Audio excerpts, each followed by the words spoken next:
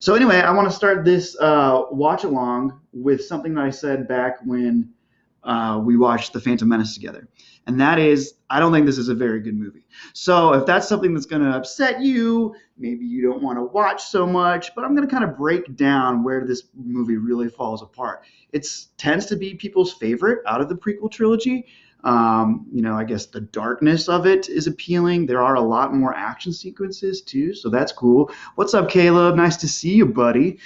But yeah, it's not that I don't like watching it, because the great thing about Star Wars is that George created this massive world, right? Where I'm allowed to like play in his sandbox and use my own imagination to kind of modify the things that I don't like so much in my own personal headcanon.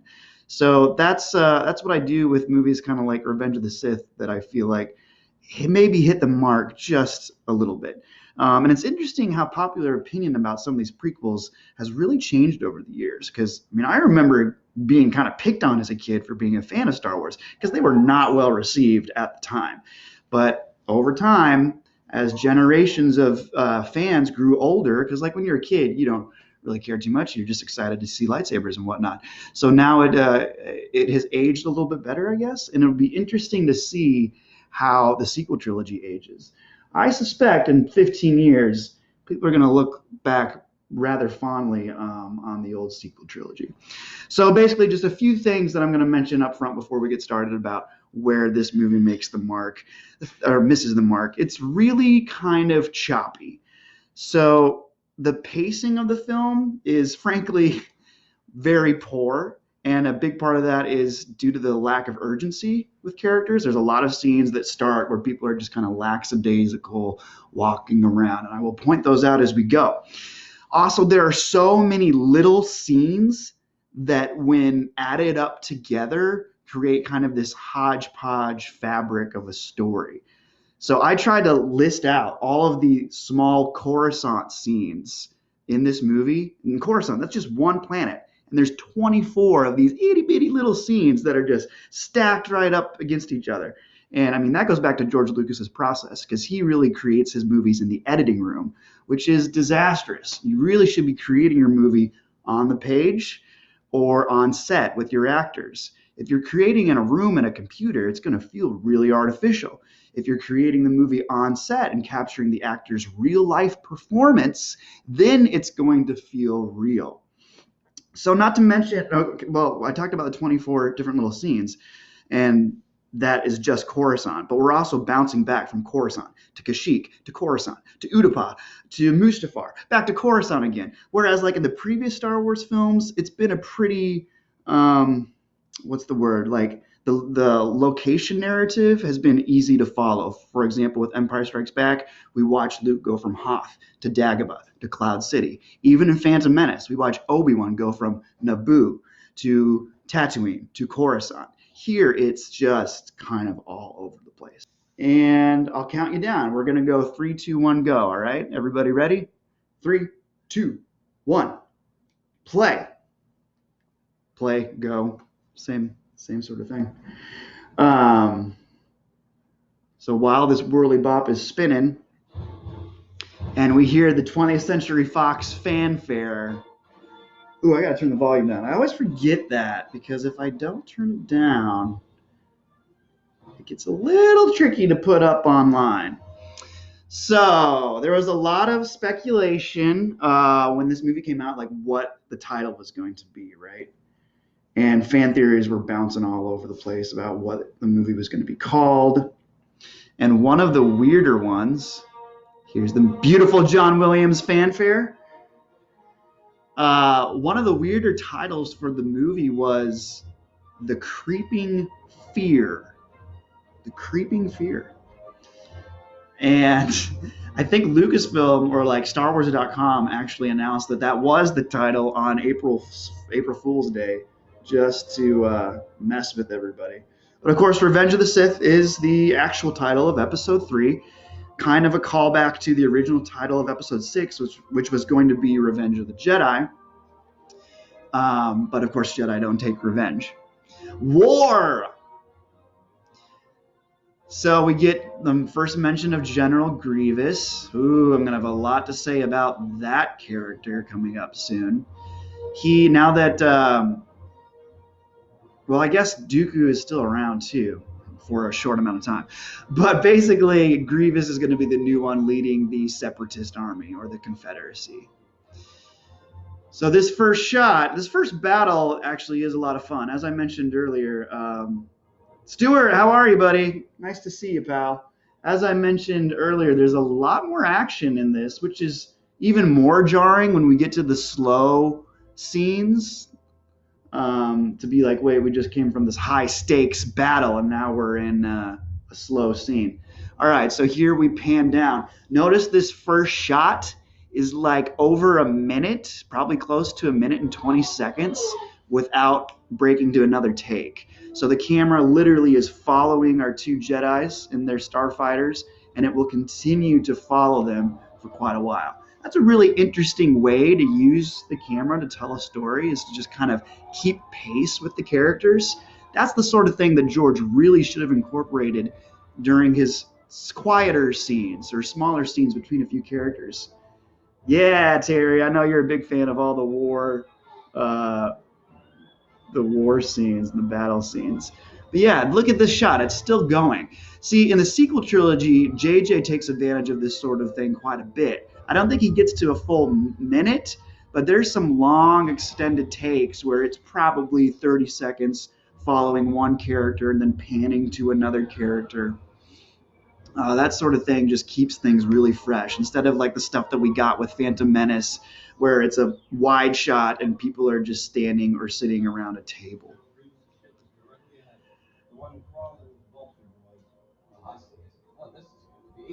Alrighty. So our heroes are attacking Grievous's ship. Um, it's interesting too that Anakin now seems to be claiming ownership of R2D2, because like R2 was Padme's droid and 3PO was Anakin's droid, and they just switched. You'd think that would have been something like a red flag to Obi-Wan or anybody to be like, oh, these two are getting close, but it's never mentioned. It's weird. So, why does Anakin have a scar? Peter asked. The first level on Lego Star Wars was awesome. Man, everything about Lego Star Wars was awesome, right, Caleb? I don't remember Anakin's scar story. Does anybody remember that? I can't remember if that was in the Clone Wars animated series or possibly even the Micro series. Did anybody ever watch the Gendy series, Micro series? It's doing the same thing. I hit refresh like 4 times. If not, I highly recommend checking out Gendy Tartakovsky's, oh, I gotta scroll down, Micro series that he did on Cartoon Network. Same guy who does Dexter's Lab and Powerpuff Girls and whatnot. His animation style is very specific. But anyway, there might be a story about Anakin's scar in that. Chaos. Now, this whole first section with them infiltrating the Invisible Hand, that's the name of General Grievous's ship, right? I believe it's the Invisible Hand. This bit was going to be like over an hour. By the time the movie starts and they finally escape with Palpatine, it was over 1 hour. And George was like, I got to cut a bunch of stuff. So they eventually cut it down to like half an hour or less than just under half an hour. Stewart says it was a scar from his first meeting with Asajj Ventress. That makes sense. That's a character that has really grown in fandom and fan circles. Asajj Ventress started, there's the Buzz droids. I love the Buzz droids. I mean, they're clearly a CGI mess as opposed to like the astromech droids that are an actual prop that I love. There goes R4's head. But I think they're just kind of fun. But yeah, Ventress started out as a comic back when the Dark Horse line was still around, and then moved to the Micro series, which it looks like Caleb watched. And yeah, I love that series. I think it's better than the Dave Filoni series. It's a lot shorter though. You can watch the whole thing in like a couple hours, probably less than that. But yeah, Ventress is cool. Of course, she made it onto Filoni's version of Clone Wars as well. Maybe we'll see her in live action someday. I don't know. All right, these darn buzz droids are wreaking havoc on their little fighters. And this part where like Anakin scoops them up or something, pretty ridiculous. I need to put my subtitles on. Anybody else watch or use subtitles while I watch? I find it to be extremely helpful sometimes, especially when I got it down a little lower.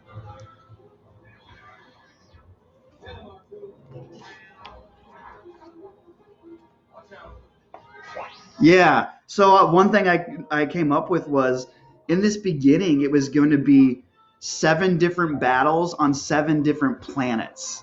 Like George just wanted it to be like an epic showdown, which is cool, but like, dude, focus on your main character here, which eventually he did, and he just narrowed it down to Anakin's story and his battle here above Coruscant. But 7 battles on 7 planets, that would be a little crazy. Yeah, Peter, those micro series episodes by Gendy, they're like 3 minutes apiece. Really easy, quick watch that I highly recommend. How did the Trade Federation achieve orbit? I don't know. Yeah, I agree, Stuart. They're both pretty good. All right, so here we go. We are now in the hangar bay of the Invisible Hand. Can somebody confirm that's the name of Grievous's ship? I'm like 90% sure it's the Invisible Hand. Imagine the ground warfare happening right now. Yeah, we don't ever really see any of that. Do we know if there's any ground warfare, or is this like the very beginning stages of the Separatists like coming into the atmosphere? And the battle droids are just ridiculous. Confirm. Invisible Hand. I thought that was it.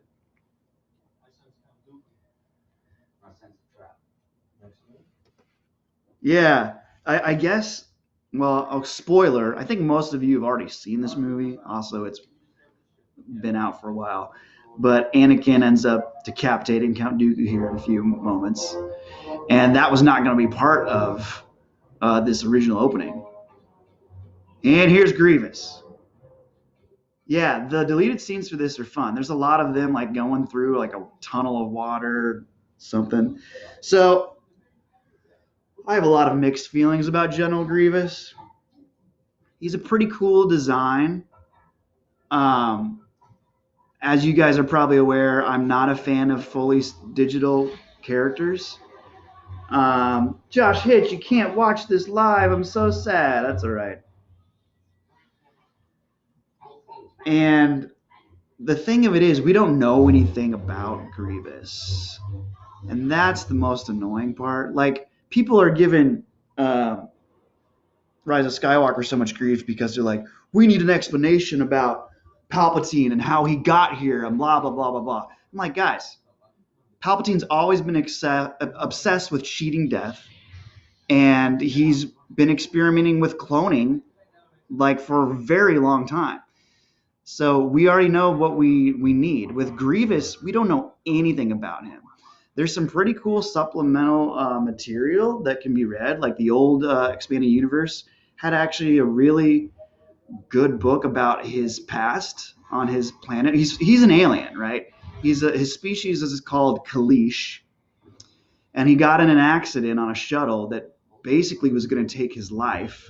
And that accident might have actually been something that was orchestrated by Count Dooku.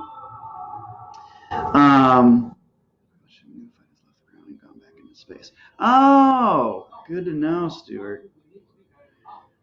So yeah, he decided to become a cyborg, and like the Geonosians or somebody helped him get fitted into a cyborg suit. And all that remains from his original body is his head, his spinal cord, and his guts, like that gut sack.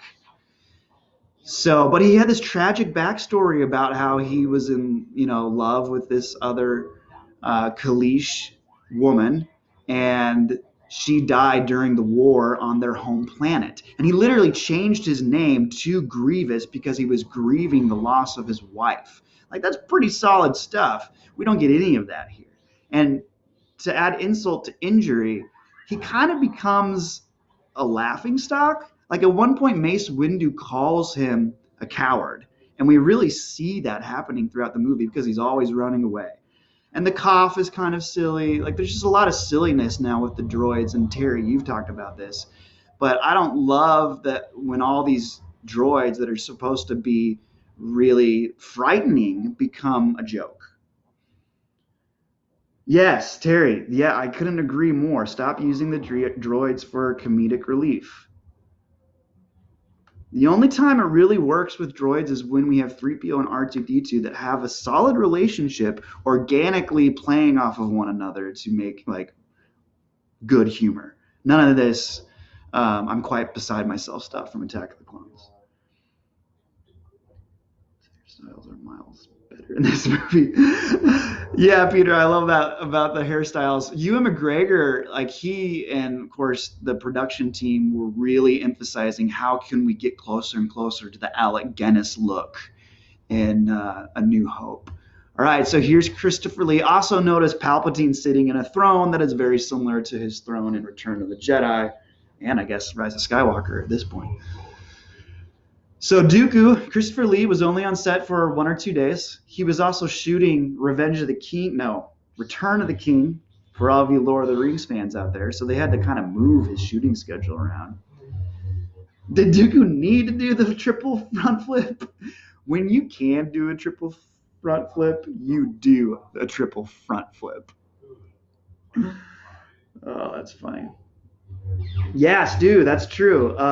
Mace Windu, I think that's in the micro series where he's the one that chokes Grievous and gives him his cough, which I don't think the micro series is considered canon anymore.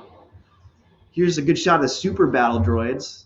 I really like their design. I think we see one of those in Mandalorian for like a brief second when he's in a flashback when he's a kid. Obi-Wan goes down again. Why do Jedis wear robes everywhere? Because they're monks. I think that's one reason. I also think when they first started coming up with costume ideas for the prequels, they used the Alec Guinness character as a template for what the rest of the Jedis were going to be. Caleb says it's not canon anymore, but it is still Mace Windu's fault. Okay, so that's the tough part about the EU being eliminated is they're still using pieces of it, but not all of it. So my struggle right now is being like, okay, what pieces have we kept in the expanded universe? And there Dooku loses his hands. Anakin gets his saber. Ian McDiarmid is great in this scene. I mean, he's great throughout. You can really tell he has a background in British theater. Like the way he chooses scenery is very Shakespearean. Do it. Yes, Caleb. Literally the second I said do it, it popped up on my screen. That was awesome. And there he loses his head. You shouldn't have done that, Anakin. It's not the Jedi way.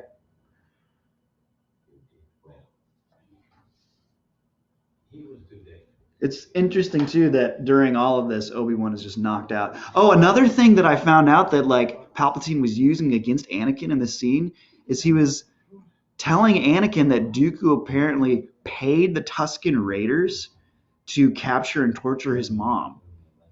Didn't end up in the final cut, so I guess it's not really canon now, but I was like, whoa, dark?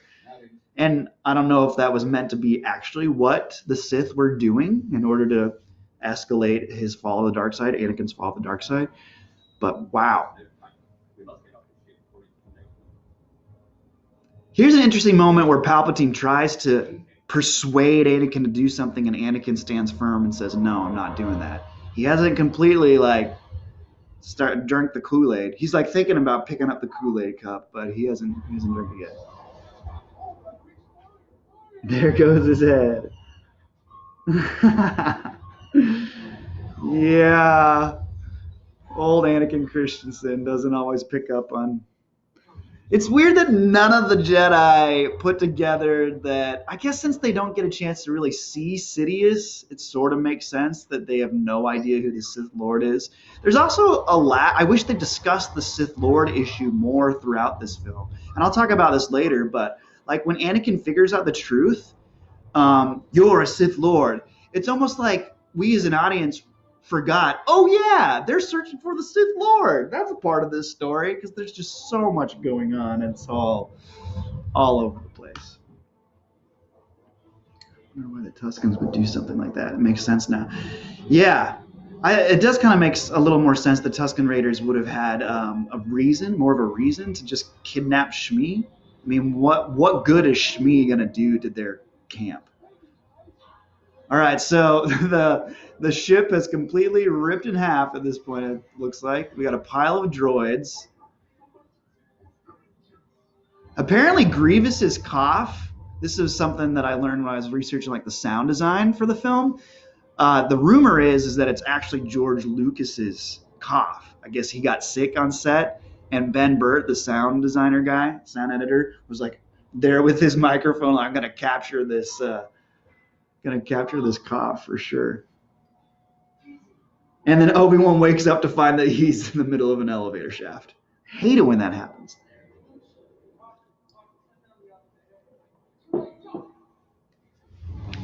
So yeah, there was a whole deleted scene where the Jedi, our heroes, Anakin and Obi-Wan, come across Shaak Ti. So I know most of you guys watching right now are familiar with Shaak Ti. She's another Jedi, and she's a toy Gruta, which is the same species as Ahsoka. And it's a really cool scene where they come across her being held hostage in a hallway, and Grievous is there, and Grievous kills Shaak Ti right in front of the Jedi. It's like, whoa. Yeah, I think it was going to happen in this very hallway, and they changed the whole way this scene works. I hate the dialogue here. So contrived. We're smarter than this. I say patience. Oh, it's so bad. See, the best piece of advice I ever got about writing dialogue is in order to write good dialogue, you need to be a good listener, which means like you have to listen to people engage in conversation in real life. People don't talk like that. I say patience. That's what I say. Like, that's just brutal. Oh, R2 just got hit in the face. Feeble non-force user. Very well.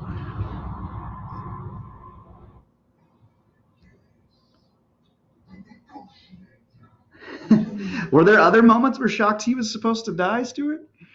I got to meet the actors who played Shaak Ti at the same time I met Ray Park at that convention in LA. And she was really cool.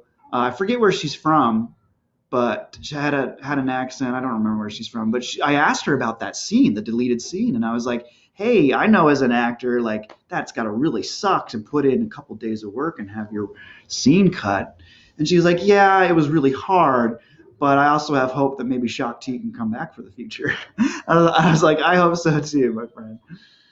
Yeah, Sidious, I know, Caleb, to address your comment, at one point, George considered all these lightsabers that Grievous has. George considered making Sidious Anakin's father.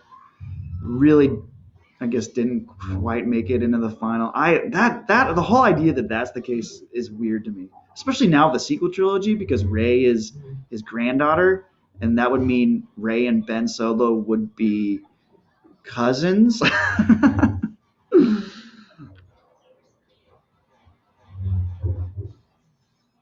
All right. So these guards with these droids with the cloaks are called Magna guards. I'm a big fan of their design too. Those staffs. This one Magna guard that's still fighting with his head chopped off.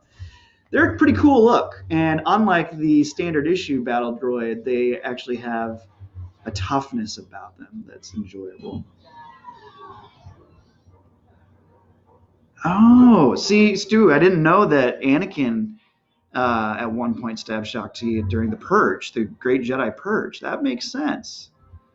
not, not one droid opens fire. It does seem a little weird during this whole scene on the bridge that you have a lot of droids there and no one's shooting at the Jedi.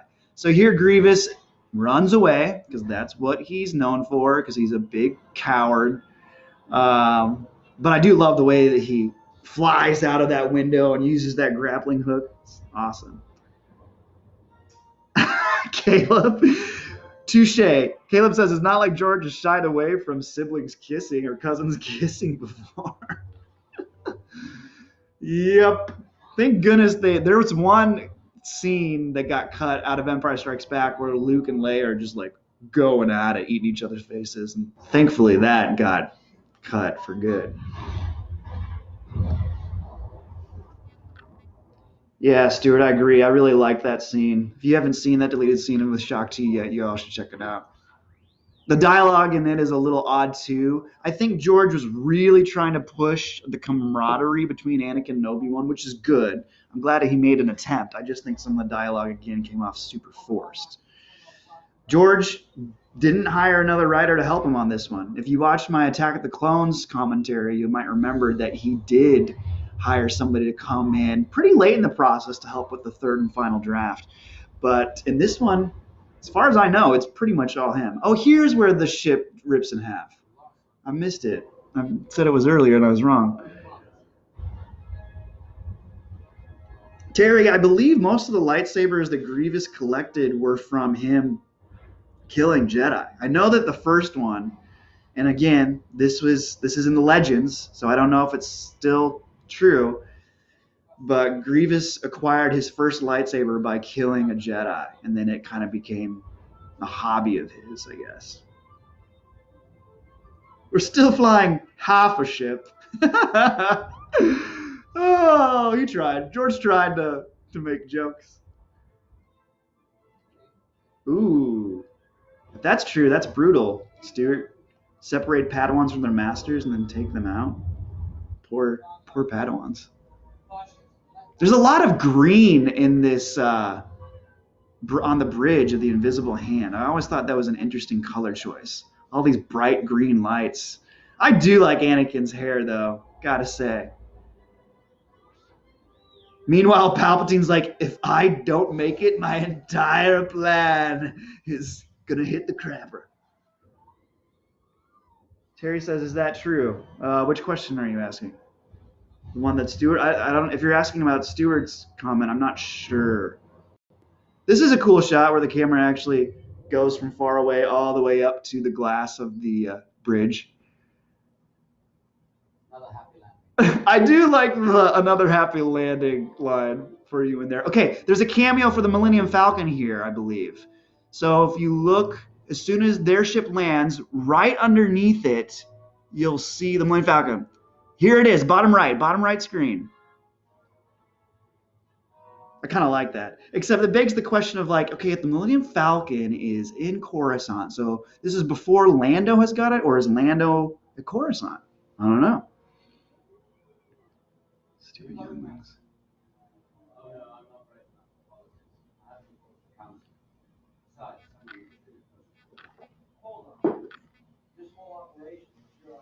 Hold on. Like a lot of this dialogue again seems very robotic. Ewan does pretty well.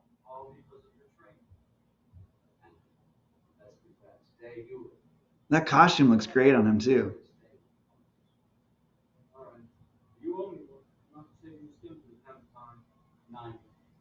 See, they talk about all these fun adventures they went on, like Cato Neimoidia and whatnot, and that's an example of like, you're telling us, why don't you show us?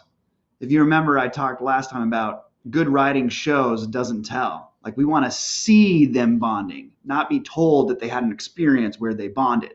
Does that make sense? Because in episodes 2 and 3, we have Obi-Wan and Anakin together at the beginning of the movie, but then they split apart, and Obi-Wan is gone off on his adventures while Anakin's wrestling with stuff. So I would have preferred throughout this entire trilogy to really have them spend more time together. Caleb, you think it's just another Corellian freighter, huh?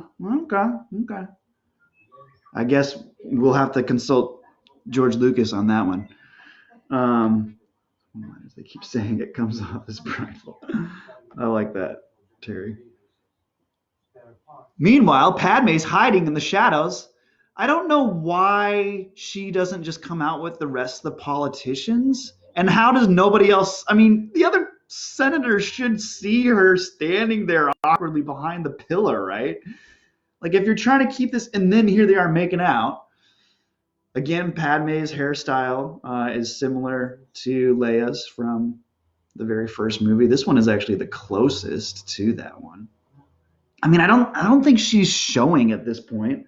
Like, I don't think anybody would know that she's pregnant, so you would think she would still go about her day to day. Also, when she does start showing, like, what does she tell the Senate about her absence? Oh, sorry, and like, she doesn't even leave Coruscant. She's still on the planet, pregnant. I don't know. It's weird logical. Normally, stuff like that doesn't bother me too much, but that really takes me out of it.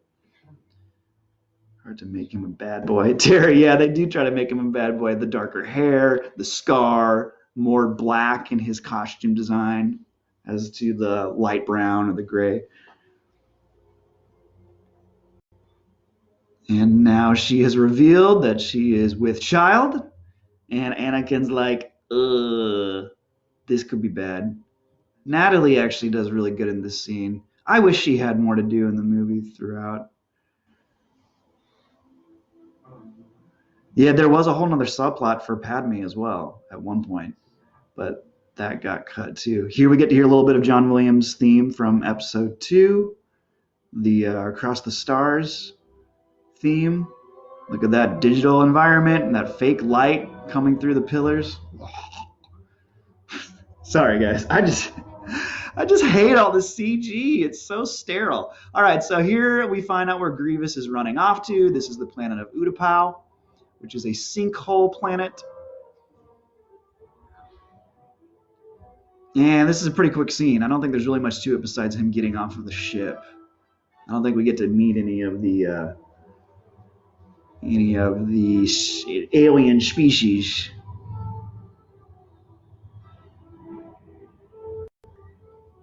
We get to see a few separatists over there back to the right, though, and some battle droids. Magna Guards. Yeah, there's like 3 or 4 separatists standing there. Oh, he does have a little phone call with Sidious. Apparently, Anakin isn't sterile. Yeah, I guess they don't take care of that at the Jedi Council. How many other children do you think were born? I better not get into that conversation. This could get messy. All right, so Sidious immediately says right up front, let's get the separatists out of here. Let's go to Mustafar. The end is near. And bear in mind, Grievous doesn't know that Sidious and Palpatine are one and the same. Terry asks, why do the Magna Guards wear cloaks? Good question. My guess is that was Grievous's doing. Grievous has a cloak because that's similar to that his culture on his home planet would wear cloaks and skull helmets. And the Magna Guards kind of look like that. So here we are at the apartment. Kind of have a guilty pleasure for some of this stuff in this scene, but some of it's pretty corny. The cityscape actually looks really quite good. I know normally I don't love CG at all, but this is not bad. This is the best that it's been so far. Look at Natalie's hair, man. That is a lot of curly hair.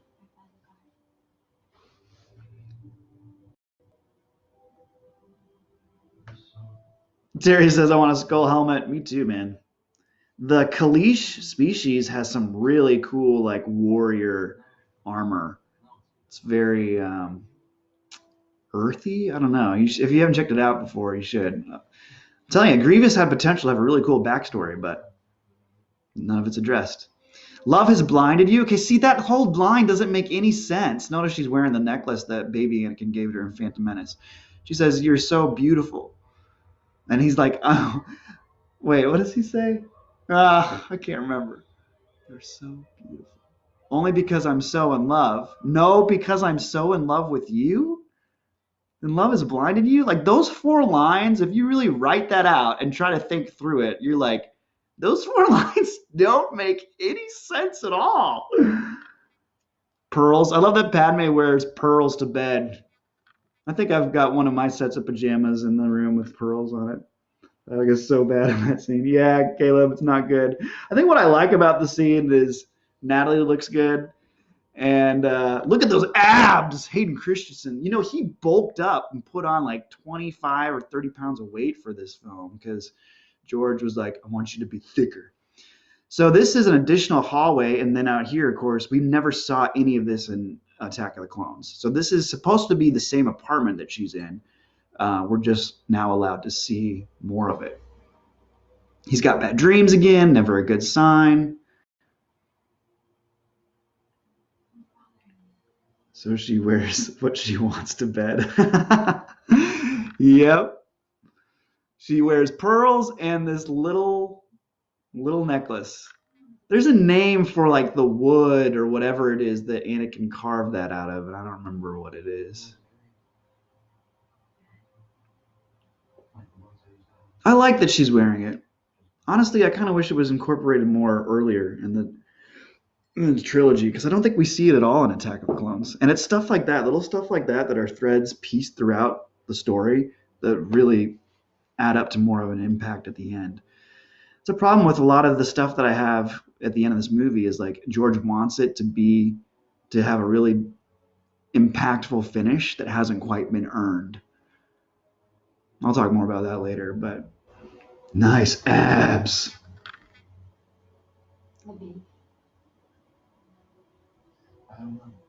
So his dream now, it's not about his mother like it was before. It is about her dying in childbirth.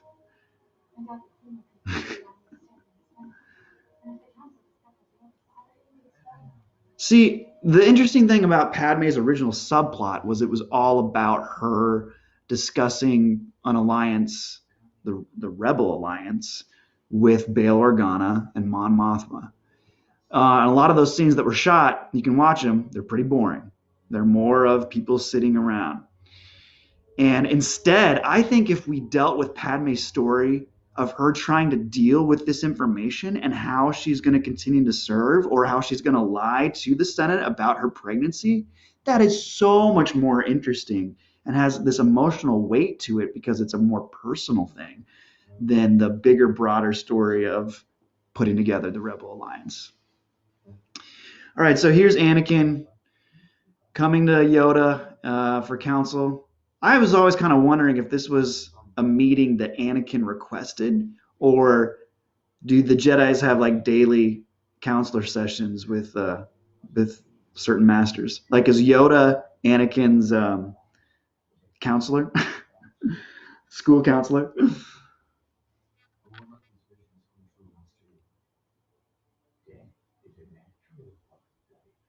This is important stuff, though. The Jedi believe that death is a natural part of life. You become one with the Force. Different than the Sith. The Sith are always chasing after, eternal life in an earthly way. They don't want to die. They want to cheat death. That has been Palpatine's goal from the beginning, which is why I fully support him being brought back in The Rise of Skywalker. My hair is doing crazy things, y'all. All right, Anakin's late to the briefing.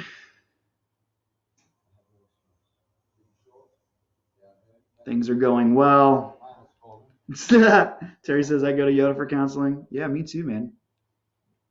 That's one of the few scenes that I think work with Yoda in these prequels. You guys might remember how much I was raving about Yoda in The Empire Strikes Back because there's just not a second wasted with that character. Every time he's on screen, he's giving these lessons to Luke that are like, and then eventually when he pulls the X-Wing out of the water, it's just like, whoa. And so I think that's the closest we get, where he's like, we don't mourn when we lose people. We are not afraid to die. That's a natural part of life. All right, Obi-Wan's feeling uneasy about something really exciting. Now we're back to the Senate. Okay, look at how slowly they're walking and how long it takes for one of them to speak. This is the sort of stuff I'm talking about with the pacing issues of the film. There's just, the urgency is not there.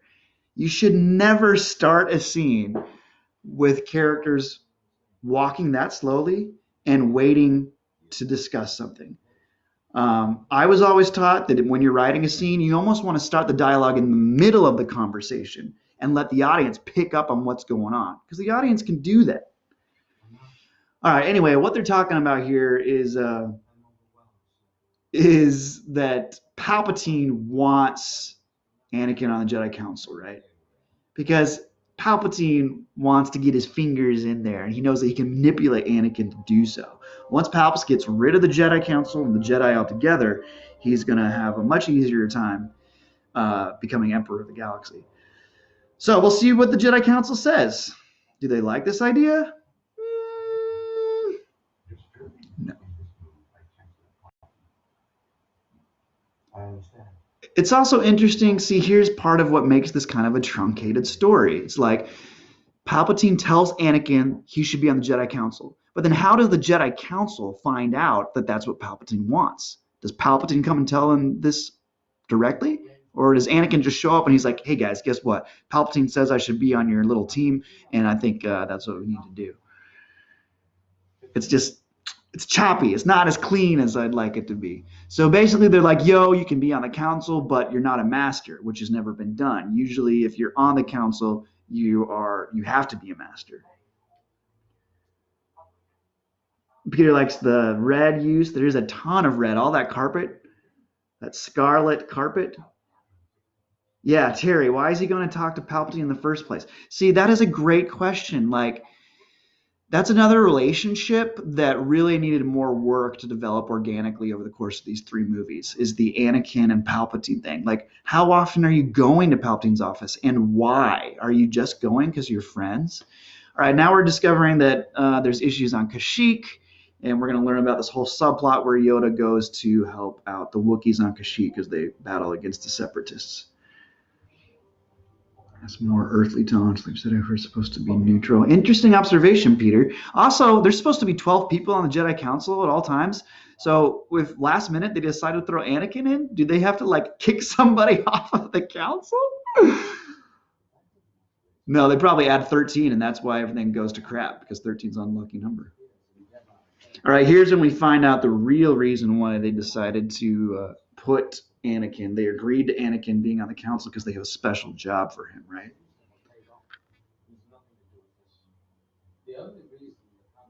Having nowhere to go when Palpatine addresses anyone else in the room, they are sitting down. Cool observation, Stu. Yeah, I like that. So you're still at the council. Again, this digital hallway that I really don't like. Why couldn't we have just spent more money to build like a really beautiful set?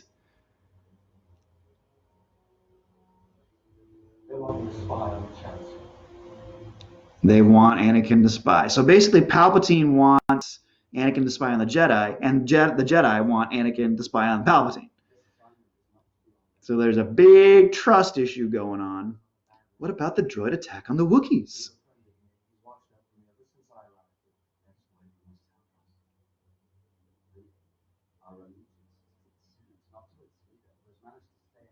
See, this scene's a little bit better because it's given the opportunity to breathe. You know, these 2 actors, who are skilled actors, are able to actually organically come up with, you know, a legit conversation. That's what I'll place here. I like a lot of this stuff, actually. Ewan does a great job. He's, you know, that line, the council's asking you, is really him kind of being like, hey, bro, I know you're mad, but please don't take it out on me. I'm trying my absolute best here. I forgot about a lot of this stuff because I thought Obi-Wan moved to Utapau a lot earlier. Yoda, you notice, touches his head there in that shot, and that was something George Lucas was very proud of.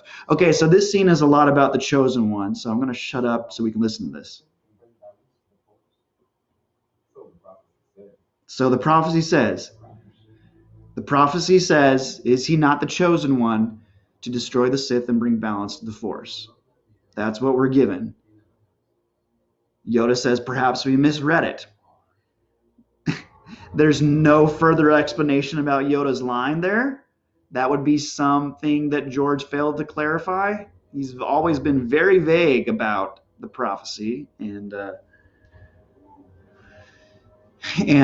how the Jedi could be misinterpreting it or what it means to bring balance in the Force. But again, I think it's when the dark side is used, the Force is out of balance. Here's another very slow start to a scene. The pacing, the urgency throughout this movie just non-existent. Yeah, they're suspicious of Palpatine a little too late. Couldn't agree more, Terry. So Padme is expressing her distrust in the Republic, and Anakin accuses her of sounding like a separatist. Yikes. Marital bliss, am I right? Been misread. Therefore, my theory on the balance could be right. Love it, Terry.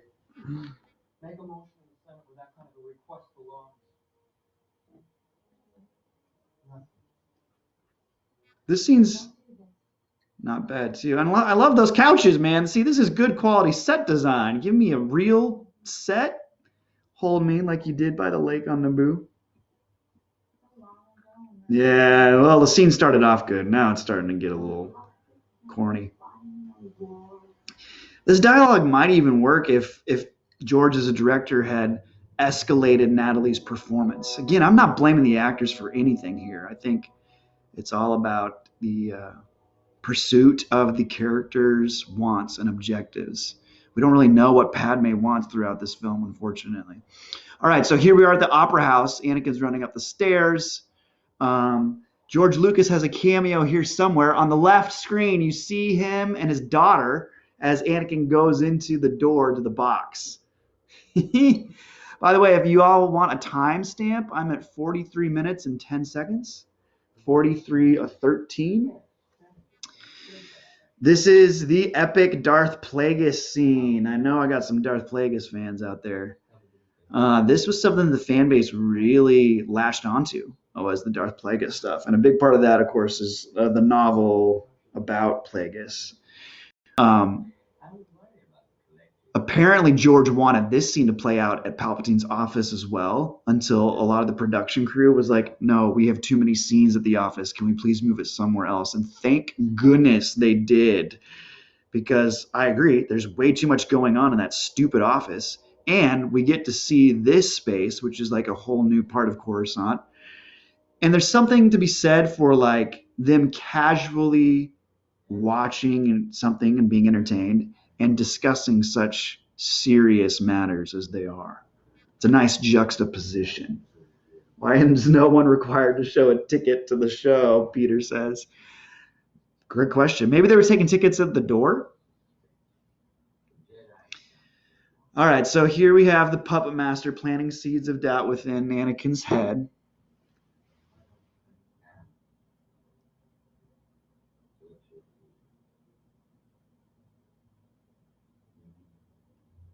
Ian McDiarmid is just super good in this scene. This scene, of course, is mostly green screen as well. On the behind-the-scenes stuff that I watch, it's like those two chairs I think are real, and that's it. The rest of it is all blue screen. Terry says I'd go see the show. I think it's a Mon Cala performance, like ballet, I think is what it was supposed to be. Pretty funny. Yay, people are liking this. I love it when people like my thing. Jedi mind trick. He requires no ticket. That's probably what Anakin did. He says, you do not need to see my ticket. So it's pretty clear in this scene, too, that Palpatine is aware of the dreams that Anakin is having. In fact, a headcanon that I really like is that Padme wasn't going to be killed in childbirth, and that Palpatine just implanted that idea into Anakin's dream life. And here he's saying the Sith and Jedi actually aren't that different. He's very much like the devil type of character, and George has said that many times, that Palpatine is the devil and Mustafar is like supposed to be hell. And you can kind of see that with some of the manipulation that's going on here. He's like, actually, they're not that different. This line is great when Anakin's like, the Jedi are selfless, and Palpatine's like, are they? now comes the story of Darth Plagueis. At the time, I was pretty indifferent about this story because it's a lot of exposition. By that, I mean like they're talking about something that we don't get to see just happen, played out. We're being told about something. It's not as active. And of course, it addresses midichlorians to create life. And that line is where the theory about Palps using the midichlorians to create Anakin got started. Keep people from dying. There he is, planting those seeds. Yeah, Terry asks, why doesn't Palpatine, or why Anakin doesn't question Palpatine's knowledge of the Sith? Dude, you're so right. It seems pretty obvious that this dude is like really into Sith culture and religion.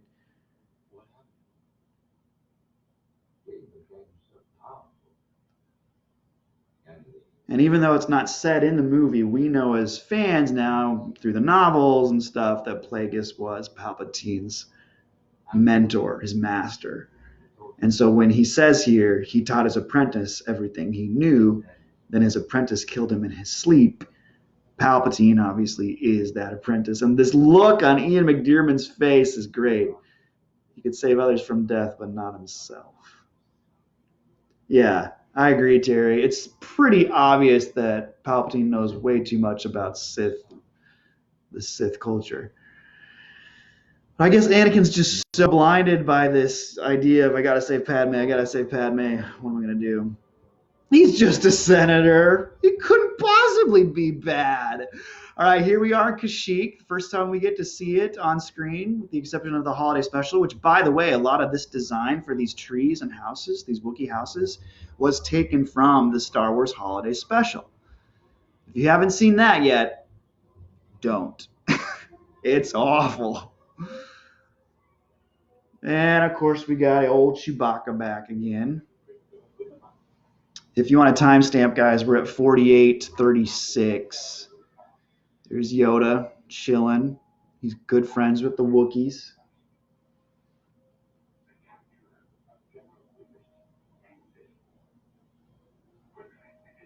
Apparently, Han Solo was going to be part of this Kashyyyk subplot at one point. George wanted like a 10-year-old Han Solo hanging out with Chewbacca. I'm glad that didn't happen. Of course, now we have the Solo movie, which would have contradicted a lot of that too, because they meet in that movie.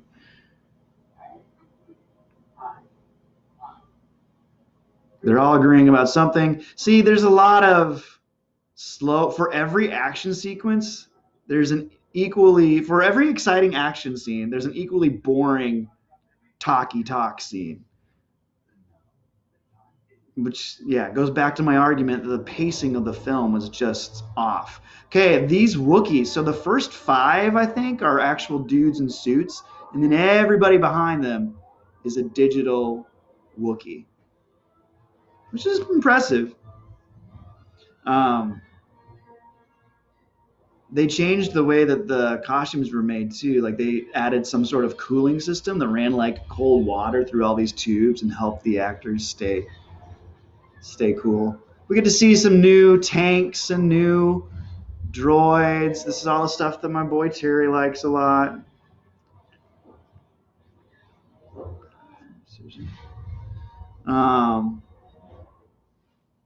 Yoda almost gets shot there.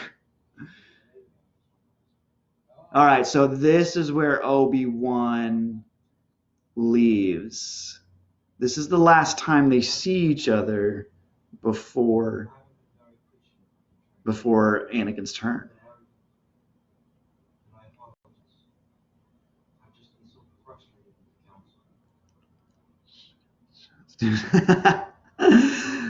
Terry says, yeah, the Wookiees just run up there to get shot and make Tarzan sounds. Dumb. Yeah, that was definitely shot more with the idea of, oh, we're going to show everybody how cool all these Wookiees are, and less about like an actual tactical battle plan, I think. So this is a nice little exchange where Anakin kind of apologized to Obi-Wan for being a brat, and Obi-Wan's like, you're gonna be fine. No, he's not. And this is the last goodbye. Goodbye, old friend. May the force be with you. See, when you know that that's the last time that they get to really talk as friends, it actually does kind of have a little bit of emotional weight. We don't know that yet because his role in the Senate requires him to understand different cultures. Stu, I might push back against that last comment about Palpatine knowing something about the Sith because he needs to understand different cultures. Because he might know some, but it's pretty obvious that dude knows a lot. And the Sith had been extinct for like a millennia. Isn't that what Ki-Adi-Mundi says in Phantom Menace? Like they've been a dead species or dead sect for a long time. All right, so do we know Obi-Wan is going to track down Grievous? They've got intel that Grievous is on Utapau. So here he goes. And he's got the same ship that he had in Attack of the Clones.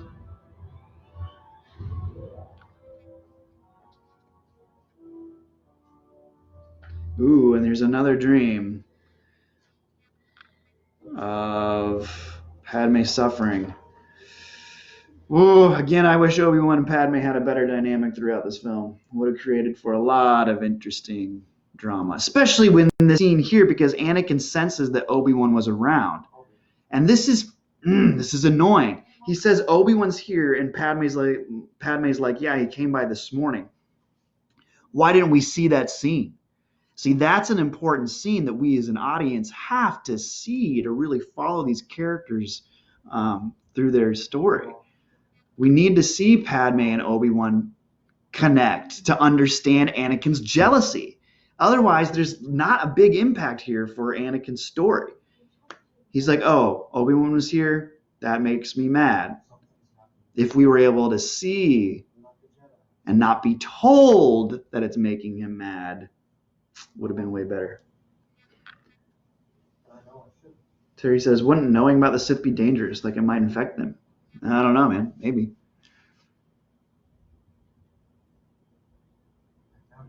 She's got a little baby bump going on. Man, I feel like living with Anakin would just be a total downer.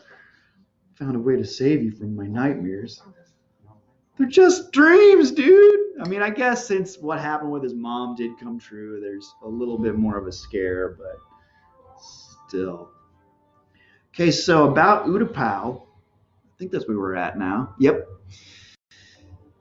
This was the name for a planet that George wanted to use for a really long time. I think maybe even back into the original trilogy, he had put it in as a name for one of the planets and it never made it. And then with Phantom Menace, Anakin wasn't originally going to be from Tatooine. He was going to be from a place called Utapau. And then that got changed. And then Naboo was at one point called Utapau, and that got changed. And so now we're finally seeing Utapau, and here are the alien species that live there.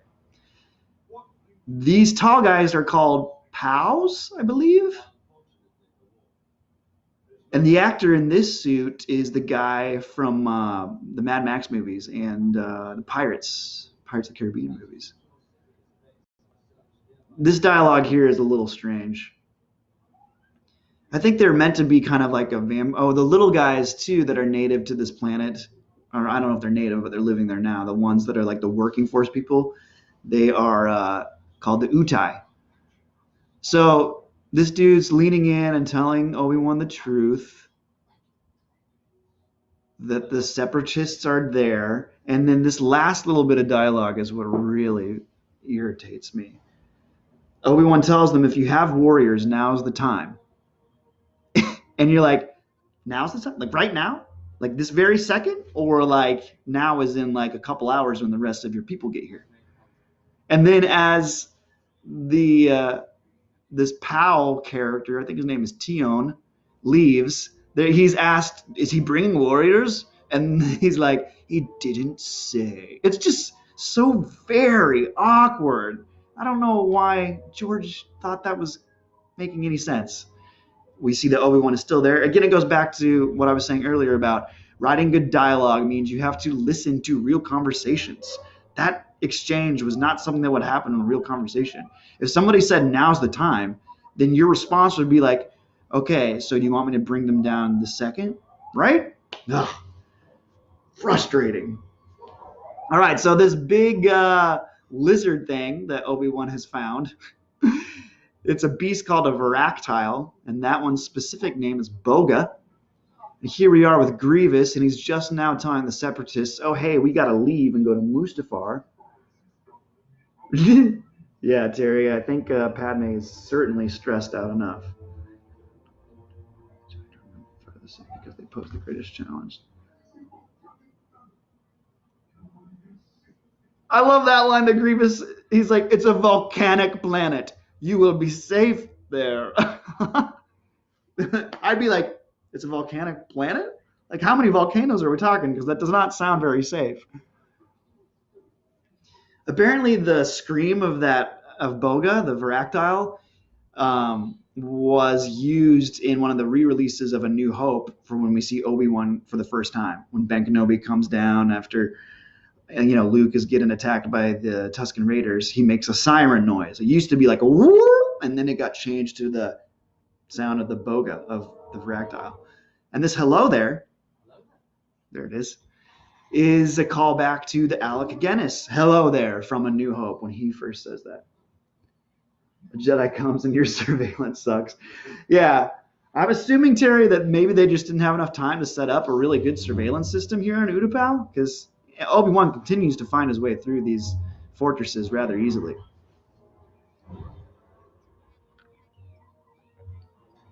All right. So here's a long fight that's, kind of cool. But again, it's a lot of CG. Not a fan of the CG. Especially when it comes to Grievous. Okay, don't hate me, y'all, if you like this, but I despise the forearm thing. And when he starts whirling them around like a freaking helicopter, I think it's just dumb. But that's my personal opinion. If you like it, that's cool. Yeah, Terry, good point. Again, no droid opens fire. Doesn't make a lot of sense. So here come the spinny chopper sabers. And this is interesting, too, to hear George talk about, because they had to have a stuntman on set fighting with Ewan McGregor. But obviously, stuntman's only got 2 arms. So you'll notice they cut off, Ewan McGregor's character here cuts off 2 of the arms rather quickly. I also, just going back to things that don't make logical sense at this scene, Grievous has 4 arms with lights. Like, I understand that Grievous isn't a Force user, but you would think Obi-Wan would be in some deep trouble here. And apparently he seems to do just fine. There goes another arm. Oh, okay, so yeah, now he's down to 2. And I guess the other droids are standing around because Grievous does say, I'll take care of him myself. Oh, and look, we got the clones that have finally showed up. About time. It's also interesting that we don't see any of the native aliens here. The POWs don't show up, even though Obi-Wan told them, if you have warriors, now's the time. That whole exchange just is brutal. Okay, here's the close-up of Grievous. So we get to see that he's an organic being in some sense underneath that mask. His face, or at least part of his face, is still intact. And here's Grievous kind of walking like a creepy spider guy on his arms, getting into this little unicycle. Running away again. Grievous is good at running away. What a coward. Oh, Eric joined at one point. It's tough because I can't see everybody that joins to watch me, but I can see y'all when you comment. So if you're just watching and you're being quiet, you should say hi. Join the conversation with me and Terry and Stu.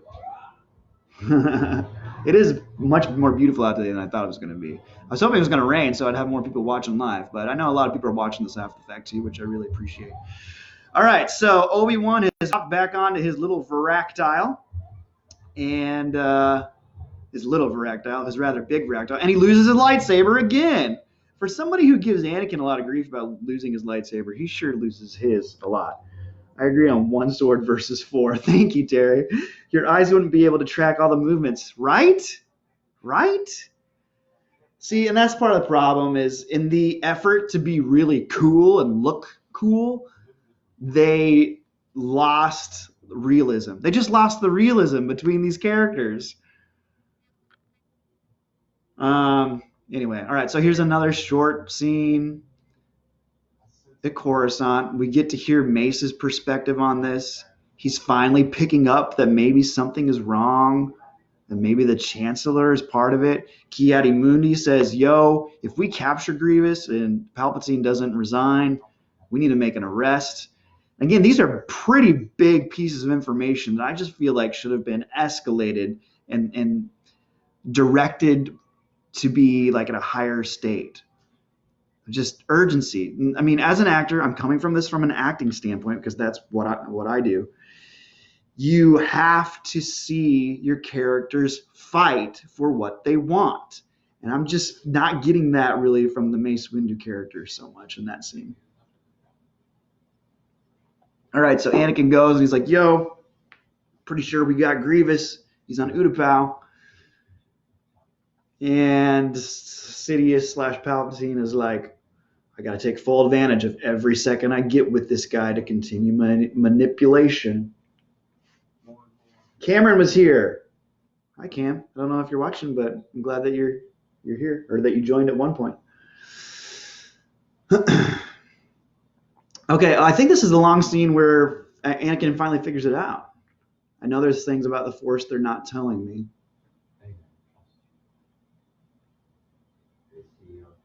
See, I wish we just saw more of that. Like, there's things about the Force they're not telling you.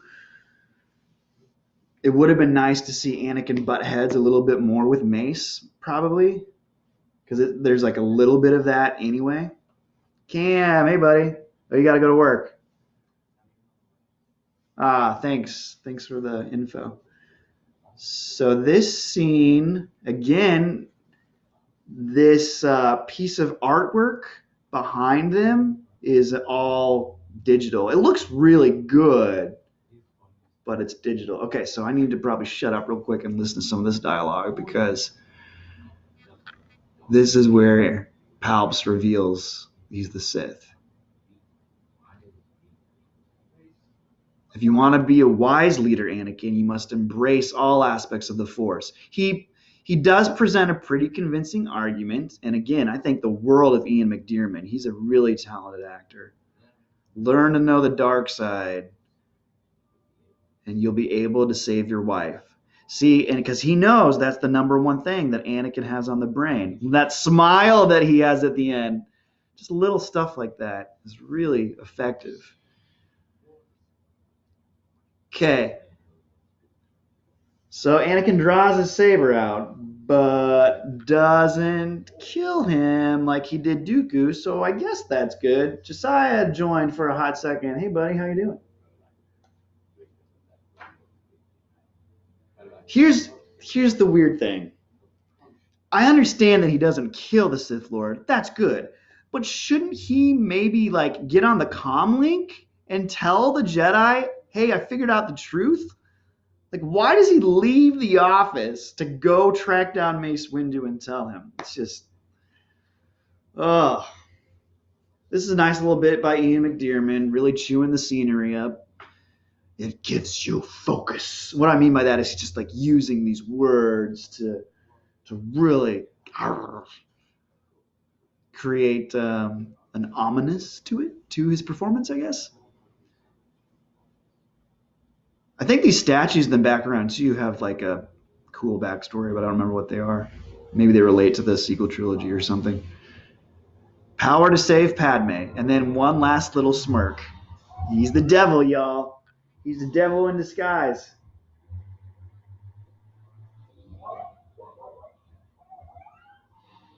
All right, back on Utapau. Obi-Wan is finally caught up to Grievous.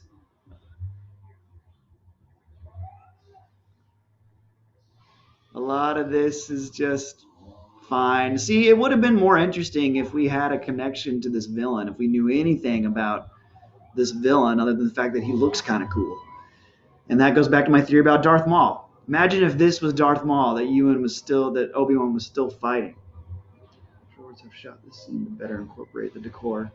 Yeah, I agree with that observation, Stuart. But a lot of that decor was all digital, so I don't think George realized what it was going to look like, which is the problem with him directing in the editing room. All right, so here as we get to the final part of this battle with the two of these guys, I like it because, of course, Obi-Wan has lost his lightsaber, so he's got to get creative. He uses the staff.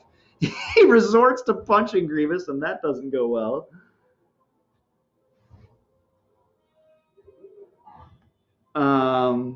And then Obi-Wan opens up to reveal the guts. It's so weird, but I kind of do like that part. Grievous is like, don't look at my guts. Caleb says, I'm a bit disappointed with the ordering. The scene with Dark Plagueis the Wise is out of order with this one, I feel. So you think the Darth Plagueis stuff should... Oh, I see. So you wouldn't have that happen at the Opera House at all. Basically cut out the Opera House stuff and put that conversation somewhere else. All right, so this is fun because Obi-Wan is using a blaster, shooting straight at the gut sack that he exposed earlier, and it is just catching it all on fire because of science. I guess that's how blasters and science works in the Star Wars galaxy. The animators were pretty proud of themselves with this bit because the fire is actually real in this shot as he's looking down at the corpse, but the rest of the character, of course, is digital. Okay, here is one of possibly the worst scenes in this movie. Anakin has come back, not called Mace Windu on the comlink. He has taken the time to go back to the Jedi Temple and say, I think Chancellor Palpatine's a Sith Lord. And Mace's reaction is like, so wrong. He's been trying to get... You sure? This is a big deal, y'all. This scene should be elevated to like 111. And it's more of the same that George has done throughout the entire prequel trilogy. It's them casually walking through a digital environment. Oh, it's brutal. It's brutal. If you love it, I respect you. But I don't. How did he have the strength to open him up? Terry asks, I'm assuming that's about Obi-Wan. How did Obi-Wan have the strength to open him up? You'd think he would be exhausted. Also, why didn't Obi-Wan just force jump off of that ledge? I guess he was exhausted. But they're force jumping all over the place in the first movie, episode 1. All right, so Mace Windu casually gets on the shuttle, and I guess he'll go find a few other Jedi to help arrest Palpatine, I guess, unless they have lunch plans. Maybe they'll do it after lunch. I mean, I'm being ridiculous, but it's all to make a point that, like, the pacing of the film is just so choppy and bad, frankly, just bad. All right, this is all stuff that George shot after principal photography wrapped. So, again, I'm allowing my filmmaker side come out here from working in LA. But you do like 3 months of principal photography, and you go back for a couple weeks and you shoot all the stuff that you feel like you missed. Well, George realized, I need to make a transition and show more of Anakin really being torn up inside regarding Padme and her future. So he added this bit in, and this actually works pretty good. And a big part of it is John Williams' score, I think. The vocals, it sounds like there's maybe just one or two female vocals in the background that create this very eerie tone to the film. Caleb, it could have been within the last scene when he reveals the Sith Lord and could have been a deeper and more controlled fall of Anakin. Yeah, I think you're on track there, Caleb.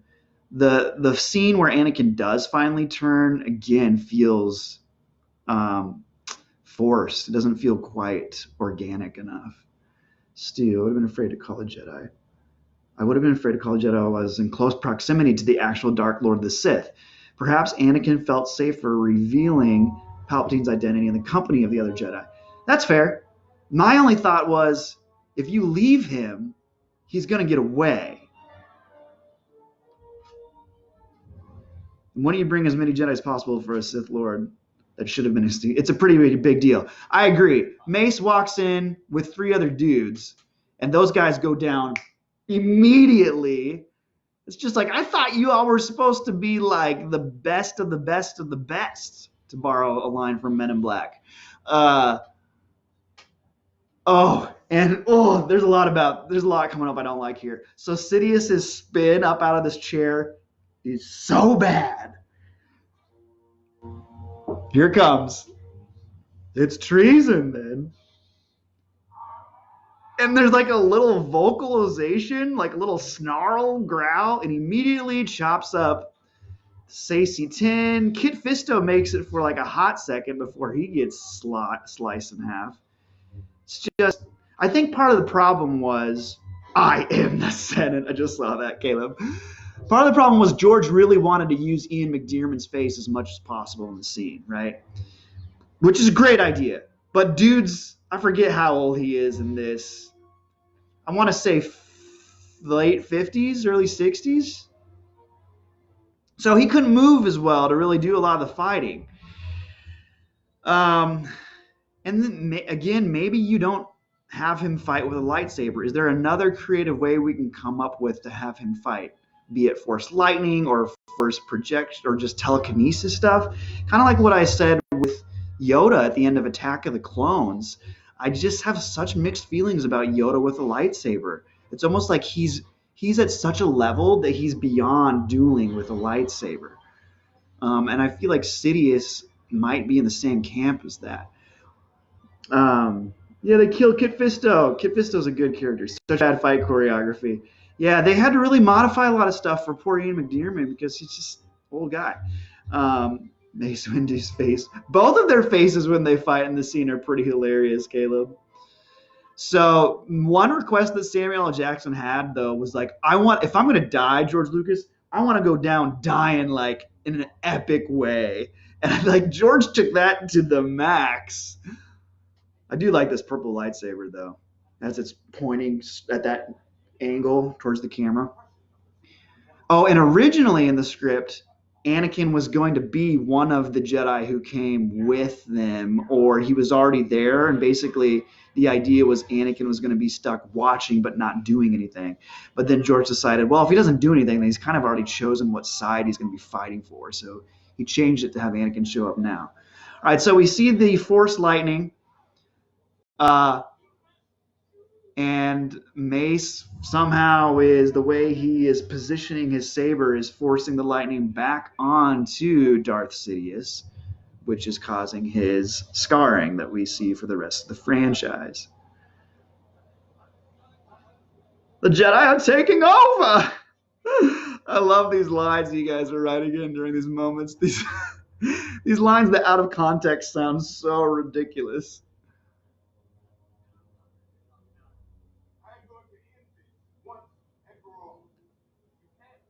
Anakin's got a good point here. He's supposed to stand trial, although you did the same thing, Anakin, to Count Dooku and just slaughtered him. So, really, you don't have any place to talk. Hayden's really trying here, man. He's fighting for his want here. So, for all the other times in the movie that he doesn't, he's trying to do it here. All right, Mace gets his hand chopped off. Sidious has that creepy grin. And Samuel L. Jackson gets his epic death. I mean, he's literally convulsing on that window pane for like solid 20 seconds. Caleb, the theory that I've heard is that the face that is revealed is actually Palp's true face, and he has used it to manipulate Anakin's feelings. I came across something that kind of said that too, but I didn't know if they meant when they said that was his real true face, that it was like literally, physically his true face, or if it was more of like the grotesque face is a metaphor that was always his true face. Because then if that's really how Palpatine always has looked since the beginning of this prequel trilogy, is he changing everybody's perception of him through the Force? It just doesn't. It seems like a very. I hate the way that his vocals are mixed here on the sound in the sound mix. It's so infuriating. Why not allow your actor to use his instrument? Guys, I'm getting on my actor's soapbox here. But you have a classically trained theater performer who knows how to use his voice to convey an emotion. And you decide to take his performance and run it through a soundboard and manipulate it and drop it down and make it gurgly and groggly. I hate it. Also, stuff about Hayden's performance here doesn't work for me, which I blame mostly on George. You'd think that Anakin would be like, what do I do now? And Sidious would take that as another opportunity to continue to gently coax him towards the dark side. It's just like Anakin almost just surrenders a bit too easily. We need a little more of Anakin being like, what have I done? Love that line. What have I done? But him realizing what he did and then realizing, what can I do? I think that's the moment that needs to be stretched out a little bit more, is the what can I do moment. That needs to be given the opportunity to breathe. Here's Yoda kind of feeling or sensing what has happened. Your voice got deeper too. What story people losing him? Peter says Palpatine's makeup looks better in the original trilogy. I tend to agree with you there. This makeup works for me when he finally has the hood up and we don't see, there's something about the forehead, the way that it meets the hairline that looks a little odd. Also, the contact lenses are a little bit more intense in the prequel trilogy than Return of the Jedi. Is his face CGI? Ooh, great question, Terry. So from what I've gathered, when Mace Windu is first forcing the lightning back on him, it is a mix of CGI and makeup. But by the time it gets to this stuff, his face is all makeup. I wonder if the eyes, though, are done digitally, because they look funky. They might not be contact lenses. Stuart says Ian has trouble standing due to the weight of the gallons of makeup on his face. Now that's funny. I did hear one thing, that Ian was one of the few actors who actually enjoyed the makeup process. Again, going back to his experience in the theater, that's something, as a theater actor, really helps you step into the shoes of a character, is to put on their wardrobe and put on their face. All right, so Sidious has given the command to Vader. Oh, I kind of talked there's so much to say about these few scenes here. But he has dubbed him Darth Vader. And we shall have peace. Ewan does a good job with his performance. The eyes. Now that I'm thinking about his eyes, though, I can't stop. I would wear those contact lenses, says Terry. I feel like those would be really thick lenses. Okay, so here we have Anakin approaching the Jedi Temple with the 501st. That is the name of this squadron of troopers, which of course is a tribute to the real life fan club cosplayers that are the 501st. So simultaneously, we're jumping to Utapau. Death to your younglings, Terry says. Yeah, that's coming up. It's coming up. Master Skywalker, what are we supposed to do? I love that kid's accent. So good. All right, so some shots of clone troopers jumping on droids, shooting them up. This is fun. I mean, like I said before, though, I'd love to see troopers in actual suits. Give your makeup or give your wardrobe department the chance to make actual physical costumes for these troopers. That would have been great, but no. Here's Commander Cody. One of the few times we really get to see him chat with Obi-Wan in the movies. He gets his lightsaber back, and then seconds after Obi-Wan leaves, Commander Cody gets Order 66. Order 66 hasn't been issued yet. Why are the troopers helping kill the Jedi? Oh, Peter, that's a good question. I'm assuming that Anakin just delivered Order 66 to the 501st face to face. I mean, that totally flies, right? Terry says troopers follow orders, and that is super valid when dealing with the clones. One thing I like about the Clone Wars animated series, though, is that they kind of investigate maybe certain clones not following orders. But alas, for the majority, they do. And the Order 66, of course, was like something implanted in them. All right, so here we see a series of planets where various Jedi Masters are fighting in the Clone Wars, and Order 66 has been sent out. There goes Kiadi Mundi. I think this planet is Megiddo. This planet with like the crazy plant life is Felucia, where we see Ayla Secura die, my favorite little blue Twi'lek. I love her. It's not just because I met her in real life, but that's a big part of it. She goes down without a fight at all. Like, watch her fall here. Yeah, she doesn't fall real good. Yeah, Peter, you're so right. That's addressed in Clone Wars Season 6, I believe. My question, though, about Order 66, like, if it's a chip in their head, though, what's the catalyst?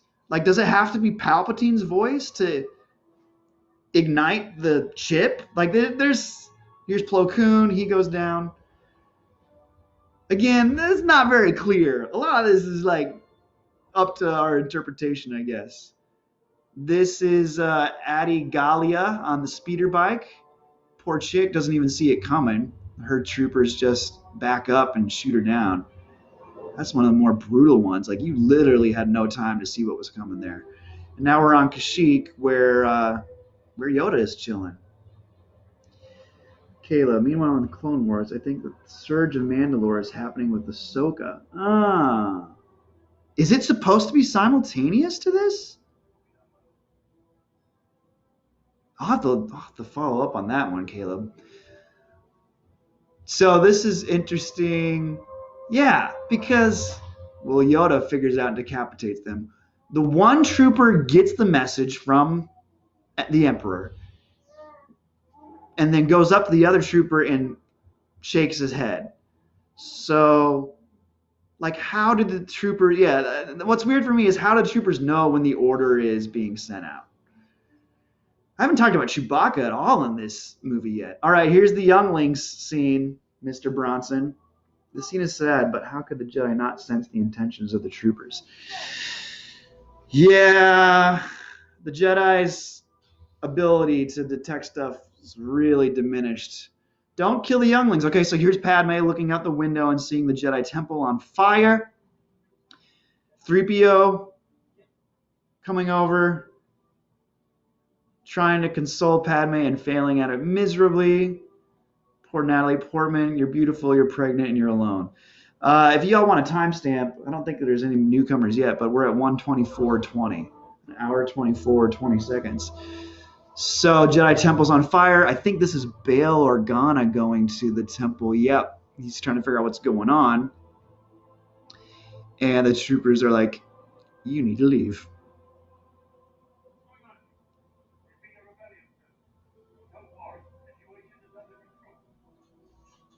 And then this kid Jedi that shows up here is George Lucas's son, Jet. He gets a nice little death scene. And he gets to take out a few troopers in the meantime.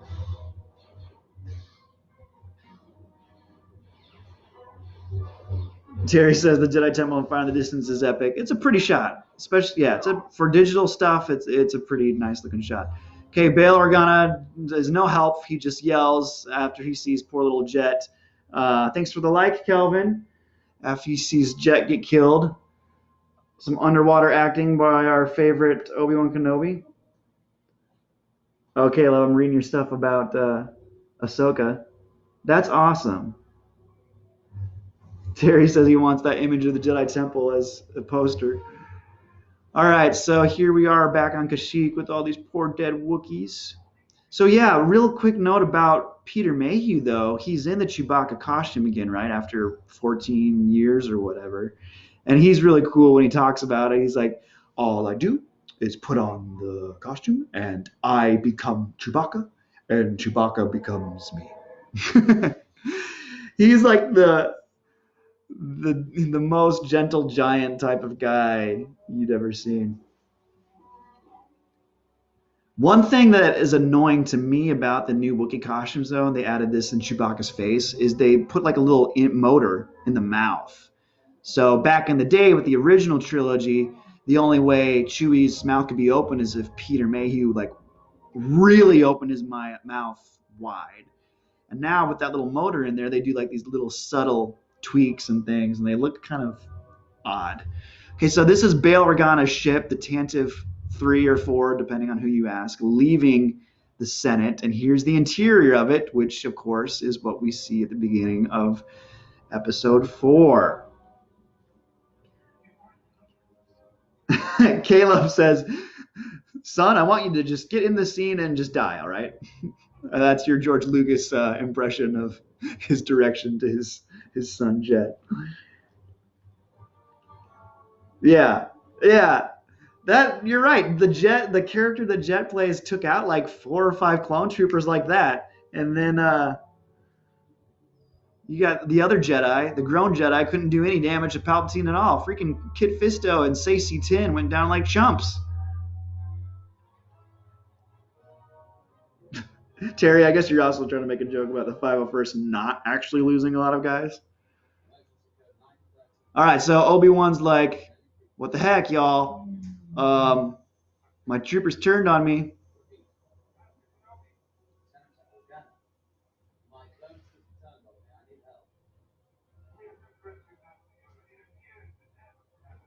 That would be bad news. This is happening everywhere? Not good.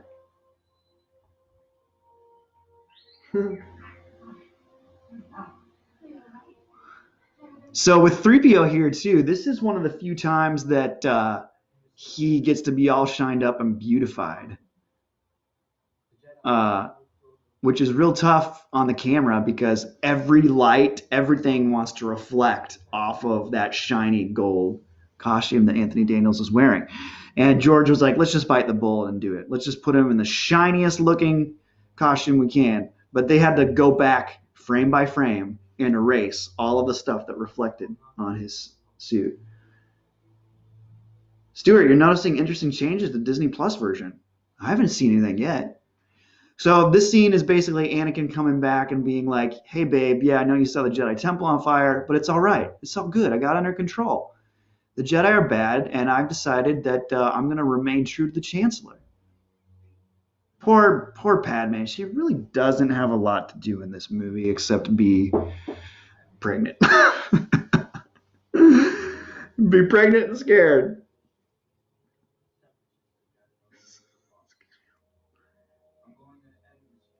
Terry says, Padme, you're evil? I want a divorce. Yeah.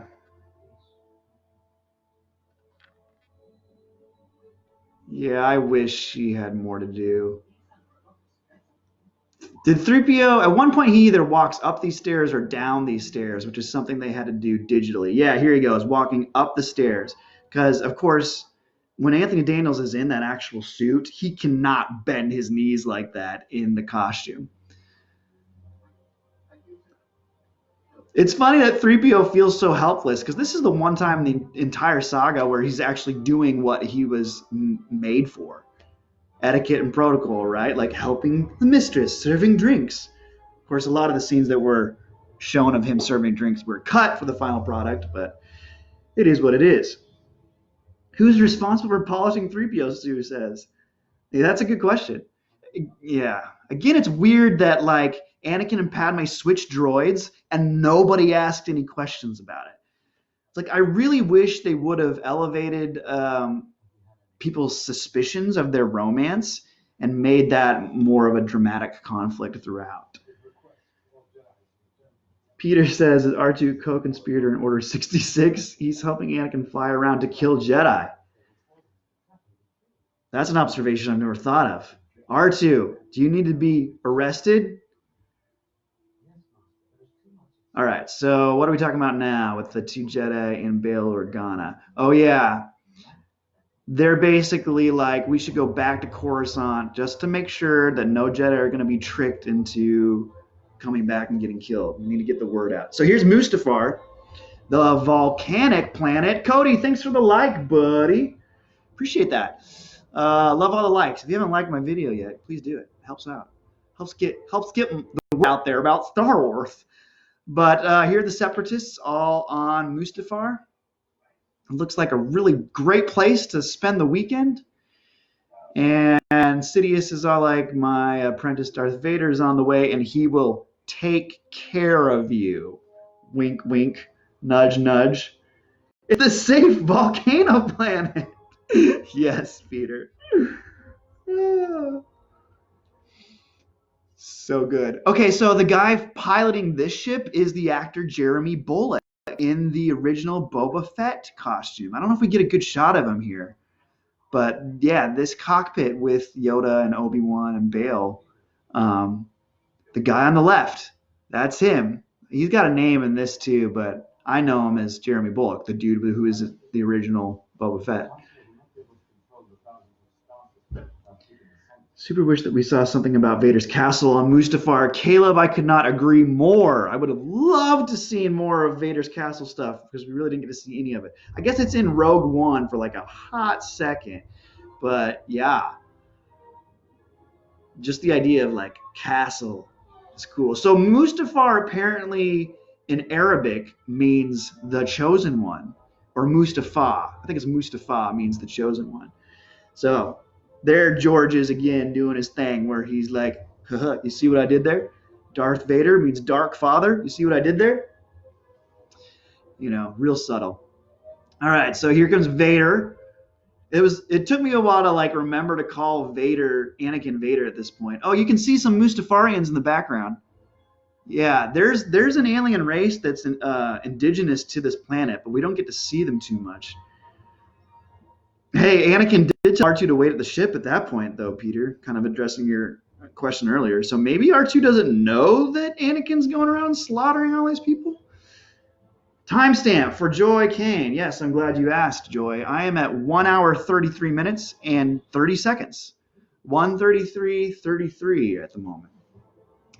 So Anakin is he's looking pretty dark and brooding. He's going to slaughter a bunch of aliens. And now cut back to the temple. We're kind of just bouncing around a lot now. I do like this stuff with Yoda. Oh, when he hurls the lightsaber in the chest and then jumps up on him, that's my favorite Yoda fighting bit. Way better. I like that better than stuff in Attack of the Clones. Personally, it's just a really cool idea. Meanwhile, the Senate's still around. Oh, remember Jar Jar? He's in this floating donut with the rest of the Naboo people and Bail Organa. That's something that's never really addressed much on camera is the relationship between Bail and Padme. And I know that some of those scenes were cut, but it would have been nice to see them actually like have a bond, like a friendship. Yeah, totally, Caleb. That lightsaber throw is super dope. Mustafa, help. I have fallen, but I am still alive. All right, so here Obi-Wan and Yoda go back to the temple. They see all the death, all the Jedi that have been slaughtered, not just by clones, but lightsabers as well. Now, they could draw the conclusion here that it was Sidious's lightsaber, right? Obi-Wan seems very confused. You know, who could have done this? Well, if I didn't know any better, I'd be like, oh, Darth Sidious must have been here. But they're already piecing together that it's Vader, which of course they're right, but whatever. Ooh, Caleb, this line here where Palpatine's like, this event left me scarred and deformed. I think that debunks the theory about Palpatine's face always being deformed, right? The Senate accepts the Empire. It was for their own good. Terry's trying to convince me that the Empire is good. I know he's playing around, but it's pretty funny. All right, so Vader's taking out everybody. Looks like he's got one more. No, I think the last Separatist he kills is Newt Gunray from the Phantom Menace, the very first Separatist that we ever meet. I do like this last little bit of dialogue that Palpatine has when he's talking about turning the government into the Galactic Empire. Or is it his line? It might be Padme's line. This is how democracy dies line. It's like, actually, all right, George, you got one good one there. Yeah. This is how liberty dies, with thunderous applause. It's like, whoa, that makes me think a lot about like Nazi Germany. All right, so here is either Newt Gunray. This doesn't look quite like Newt Gunray. Maybe he had a change of wardrobe, but I think it's supposed to be Newt Gunray that gets slashed and killed. Terry Bronson. Yeah, Peter Padme has that line. Kelvin says maybe Anakin repurposed the Separatists' building into his castle. Hey, I like that idea. That's not a bad idea at all. All right, so Obi-Wan's in there reconfiguring the transmission, basically telling the Jedi to stay away. And then here's a part that is kind of silly. Like, I get that Yoda and Obi-Wan have to get confirmation that Anakin has turned, but pulling it up on the old security camcorder just seems like a really dumb way to do it. Like, Obi-Wan just strolls over here, okay, fast rewind, let's go back to 24 hours ago and see what... And poor Ewan McGregor just has to, like, work so hard at trying to make this moment believable. How did they get this footage of Palpatine? See, that's the thing. The footage between Palpatine and Anakin is from where? Did Palpatine come to the Jedi? I mean, they don't have security cameras in Palpatine's office, do they? And if they do, then they should have picked up a long time ago that he was a Sith Lord. Oh, just a lot of plot holes here, guys. A lot of plot holes. The site of my first massacre, Caleb says. Yeah, I'm sure that's what Anakin said. I know what I'll do with this space. I'll turn it into a castle and just remind myself about how I killed a bunch of people. It can't be. Poor Ewan. Kudos to his acting. These guys were really trying. The CG on Yoda has gotten better since the previous movie, though. I'll give him that. All right, so Obi-Wan's been kind of tasked with tracking down Anakin, right? So the first place he goes is Padme, which if we had more of Obi-Wan dealing with Padme throughout, this would make more sense. Oh, wow, you're super pregnant. How has nobody brought that up yet?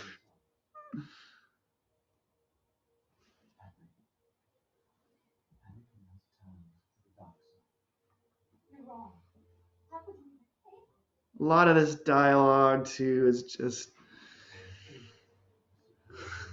a little forced. How can you say that? Well, I watched the security footage.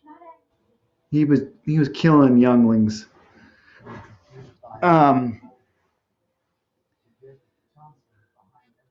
Apparently, when they shot this scene, Anthony Daniels was in his C-3PO costume off camera, right, just waiting for something, and he tripped over something.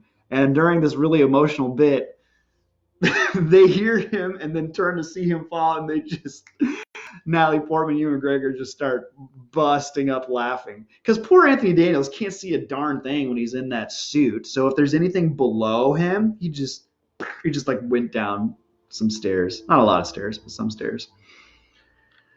Caleb says, hey, Padme, so like your husband is a murderer and he's the father of your child, right? That's pretty good, man. Yeah, good point. Terry says he should have shown her the hologram. Why wouldn't you show her? Great point, dude. These are plot holes that just kind of got passed by.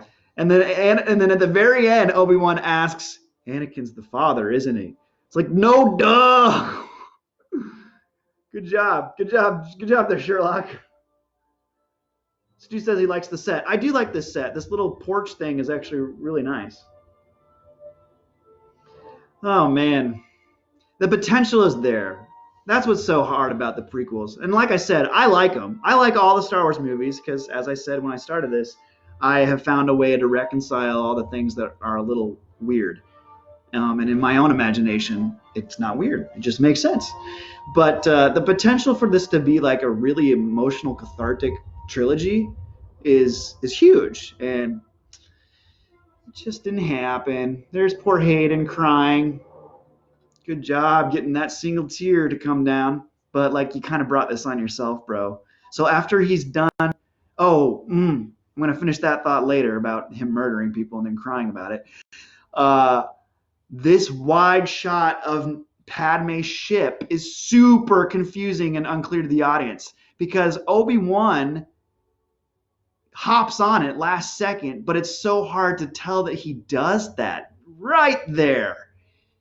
If you're not watching this on a big screen, you don't see Obi-Wan get on that ship. Yeah, there's a shot of him climbing in this closet, but like you could just be like, oh, that's Obi-Wan climbing in a closet somewhere for some reason. I don't know. I think that should have been there should have been another shot of the camera on Ewan going up the ramp or something. Anakin is checking out the land for his castle, Peter says. Oh, is that why he's sad? Because he's like, this land is a really poor choice of real estate. That's why Anakin's crying. Where am I going to build my castle?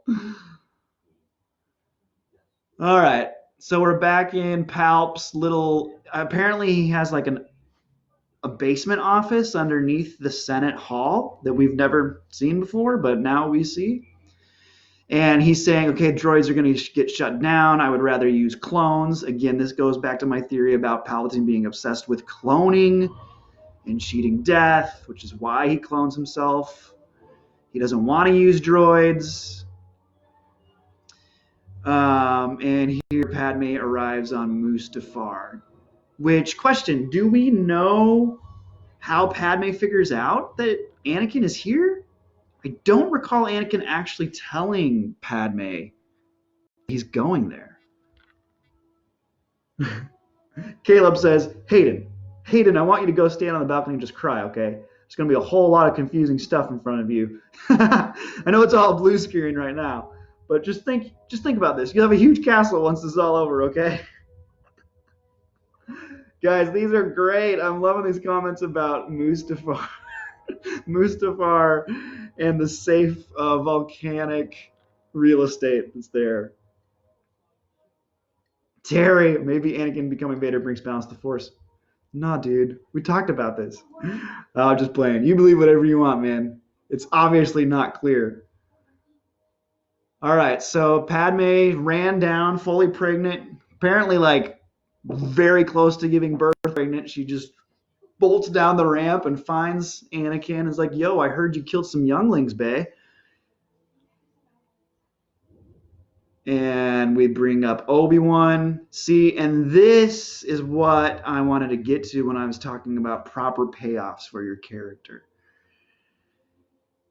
If we had a legitimate love triangle between the three of them and Obi-Wan shows up and he's hidden on the ship and really betrayed Anakin and Padme by hiding on the ship to track down Vader, woo, talk about the emotional impact that would have happened if they had carefully plotted out this love that both of these men have for the senator. I love all these comments about Anakin wearing the hood up and down. I've brought peace. Here's another question too, because Anakin's thanks for the light, Caleb. Anakin's eyes are not glowy Sith crazy right now, but they were earlier, right? That's one thing I've never understood about this idea that Sith eyes start glowing. Like when, always? Sometimes? When they're filled with the dark? I don't get it.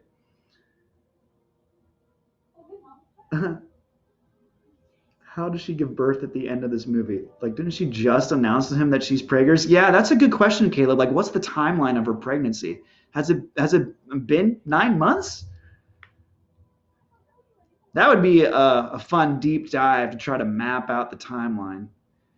Anakin, you're breaking my heart. Poor Nat. Like she's actually doing a pretty good job here. Bear in mind, these actors are on a complete blue screen, which it's just so hard to create anything realistic or organic when you're surrounded by blue. And here's Obi-Wan, which sets Anakin off, and he blames Obi-Wan for what Padme is saying, and he blames Padme for bringing him along.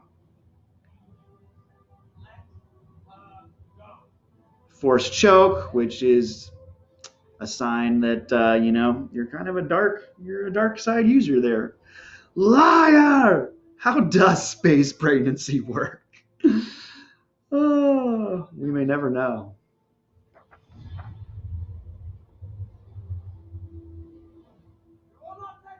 You will not take it from me. Oh, Terry, and I don't want to get too far off track here about this final battle, but this final battle does go on a long time between Anakin and Obi-Wan. But we were talking a little bit about the Chosen One and what balance the Force means. I would recommend checking out the 15-minute documentary called The Chosen One. That's the resource where George Lucas is talking a lot about his perspective of what it means, who the Chosen One is. I mean, he clearly says it's Anakin. How he fulfills it and what balance in the Force kind of means. Kind of. He doesn't really address balance in the Force too much, unfortunately. This exchange here of dialogue is pretty good, where Obi-Wan's my allegiance is to the Republic, to democracy. And this line's not so good. Only a Sith deals in absolutes. Somebody sent me recently, it might have been one of you guys, a meme that was like, isn't that an absolute in and of itself, Obi-Wan? And we're off to the races. Force flip. Bang, bang, bang. All right. The robes are off. Yeah, you guys are on board. For sure. So, first off, there's a lot I can say about this duel. And I'll start with the good. Props to Hayden and Ewan again. These dudes are doing all of this on their own with very little help from any stunt guys. I think there's a few jumps that are stuntmen. But they have my mad respect for the 2 months of work they put into this duel. I'll go back more on that after we visit Yoda and Sidious here.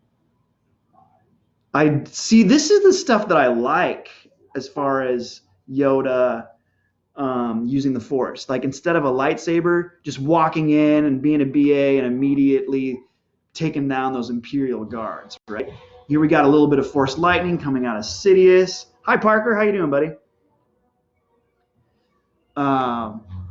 Terry says, I've seen a video about how this battle was one of the best choreographed fight scenes in the prequels. I would buy that. And part of that, too, is the fact that we have 2 real-life people engaged in this fight, as opposed to, Obi-Wan and Grievous. Or, poor Christopher Lee's CGI head placed on a stuntman's body sort of thing. Or Yoda. I mean, I'm not going to go on much more about the Yoda fight stuff because I've already addressed it, but it's tough. It's just hard when you have a digital character fighting a real live person. All right, so Palpatine is approaching our dear little friend here. My little green friend. Yoda opens up one eye. And instead of using his Force Lightning and killing Yoda right there, Sidious decides to just stand and laugh. Ugh, I gotta adjust my seat. This is ridiculous. I love that Yoda uses the Force push, but way to make your sinister villain, evil Emperor of the Galaxy look like a goofball. Like, have him somersault backwards on his chair? Like, why couldn't you just throw him up against the wall, George? I don't understand. It's weird. Just all these little weird choices that take me out of it every once in a while. And I'm like, why? Why did you do that? Darth Vader.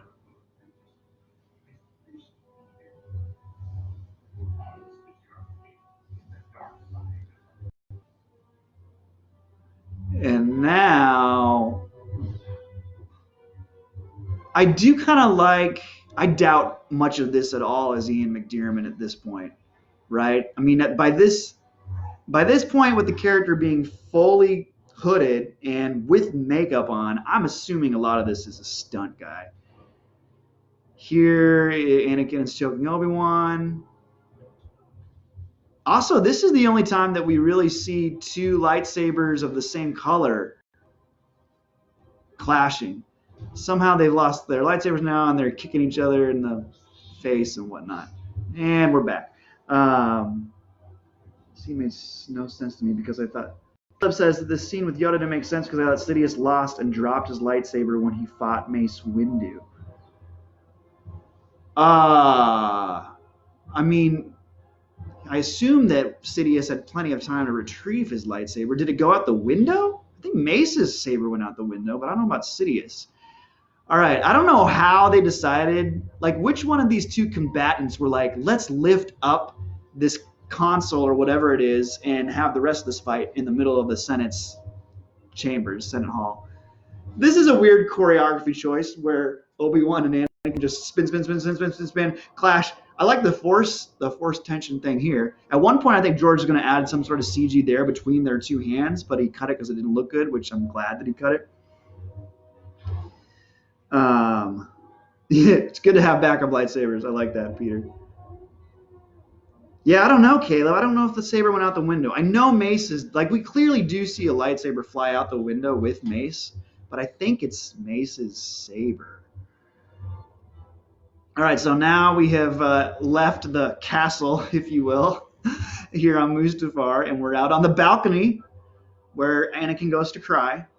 And a lot of this back and forth is kind of fun, actually, that we get to see the Vader Obi-Wan battle while we simultaneously see this Yoda Palpatine battle. And Palpatine's throwing the floating donuts at our little green friend. Yeah, Caleb, I don't know, man. I'll have to revisit that scene for sure. This is a cool thing where Yoda like catches the donut and spins it around. Although the reaction shot for Sidious is a little odd, where he has a moment where Sidious is like, huh? That. I don't know if y'all caught it right before the donut comes to him. All this leaping around from donut to donut. That's my new favorite word for these things. Peter says, I wonder how Palps is going to explain this to maintenance, right? Because the Senate is still around for a long while. So, it's going to take a lot of money to repair this place.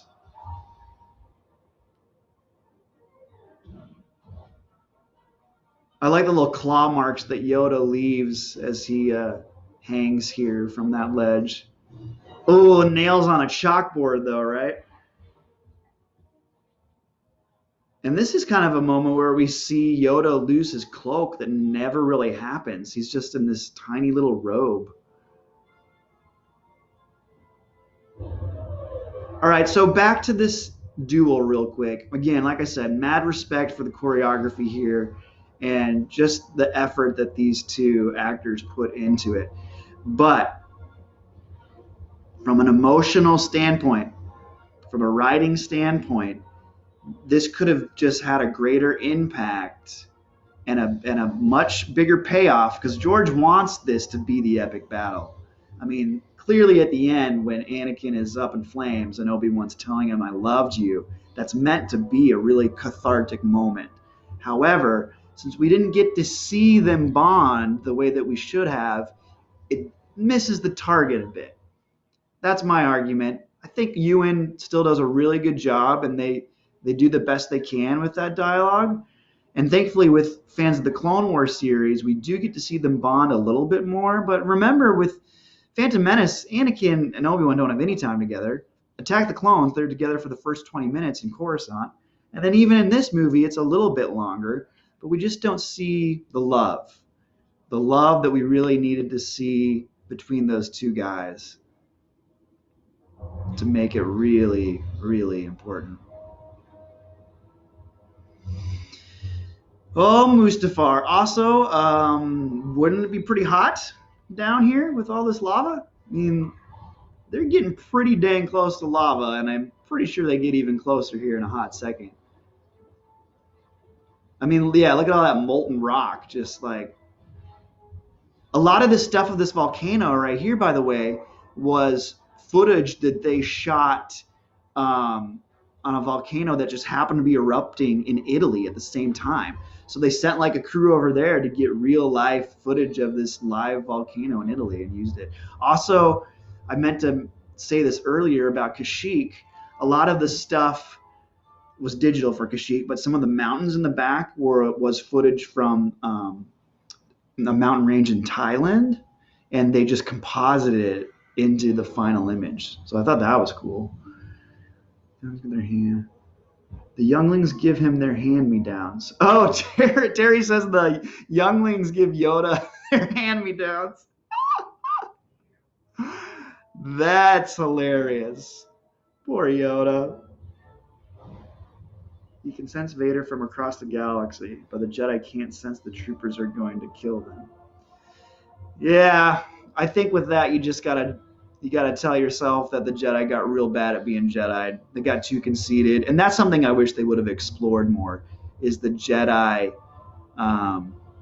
just screwing up? Like they're not being in touch with the Force because of their pride or whatever it happened to be.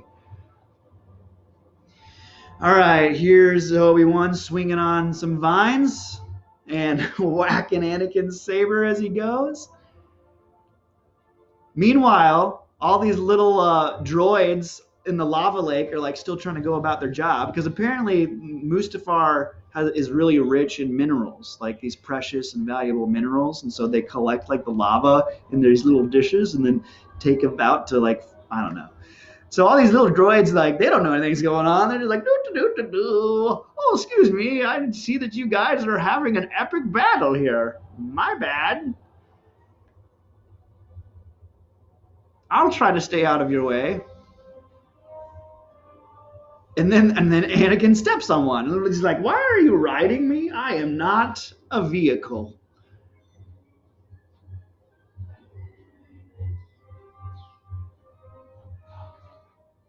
As we're nearing the end, I'm trying to look over some of my notes about anything I might not have mentioned throughout, because I think we're still a little ways off from important dialogue. Oh, here's some good stuff. The I have failed you stuff.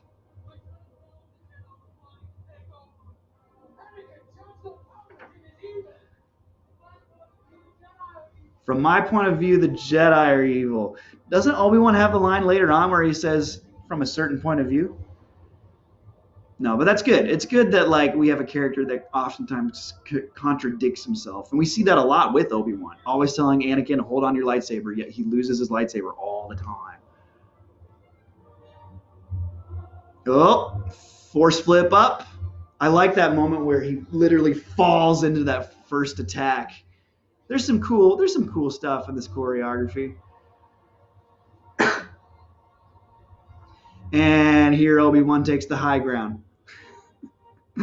The line that everybody loves, that nobody ever makes fun of. Side note, if you're a fan of Mythbusters, they actually did an experiment on the high ground, and they found that it made little to no difference. Anakin's legs got chopped off. You killed children, Anakin. You choked your secret wife, Anakin. It's true. It's like, Anakin, you are clearly making bad decisions. All right, so here we go. Here's a good little exchange.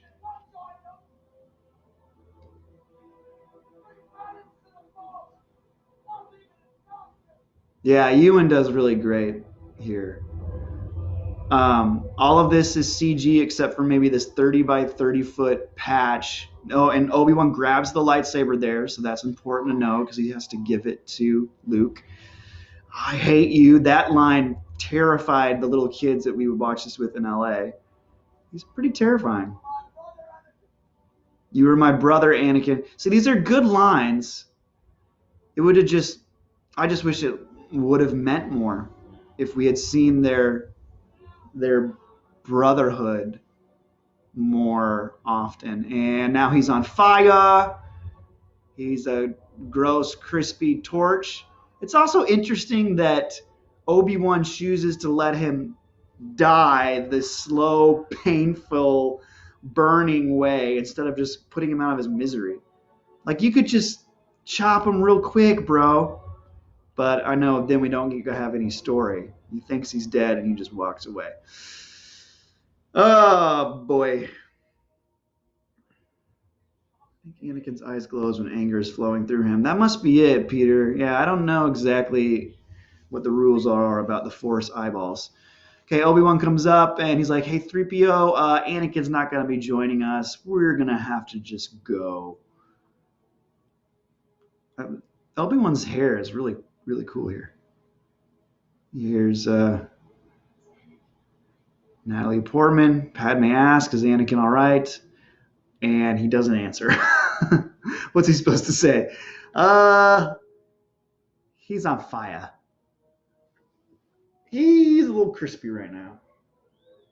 Oh, yeah, one thing I was going to say about Ewan is he always tried to really emulate Alec Guinness's performance. And for this movie specifically, he had Lucasfilm put together a reel of all the footage from Alec Guinness's work on the original trilogy, which is mostly the first movie, of course, but he used that a lot. This is a cool little shot. The sound is great here. You see Anakin's hand reaching, and now he's crawling up the side of... Is Anakin all right? No. He is definitely not right. All right, so here comes Palpatine, because of course he sensed from far away that Vader's in trouble because he is more powerful in the Force right now than the Jedi are, back to Terry's point. We got the first look at one of these shuttles that we will eventually see all the time in the Empire during the OT. And yeah, there he is. A lot of this stuff with Anakin's burns is real makeup. Now, did they go back and watching those clone troopers run, it's just so annoying to me. They don't look real. When they're running, it's just not quite right. But with his makeup, they may have gone back through and touched up a little bit digitally. I think more so in the Coruscant stuff once they get him off of Mustafar. This is a cool shot here. I actually like this with him crouching over Vader with the lava in the background. Time to give birth. Okay, so yeah, here we are on Polis Massa. This is an asteroid that I believe used to be a planet. Yoda is... Okay, so there was a scene here where we actually have Yoda communing with Qui-Gon. Because, of course, later at the very end of the movie, Yoda tells Obi-Wan, hey, I figured out a way to talk to Jedis that have passed on. And this was going to establish that. Got cut for time, but that's where it was supposed to happen. Liam Neeson was going to come back, and I think it was just a voiceover. I don't believe it was actual footage of him. Okay, so here's pregnant Padme with her arm. And now we're back on Coruscant.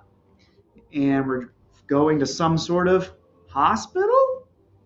I don't know what this facility is technically. A special Sith hospital.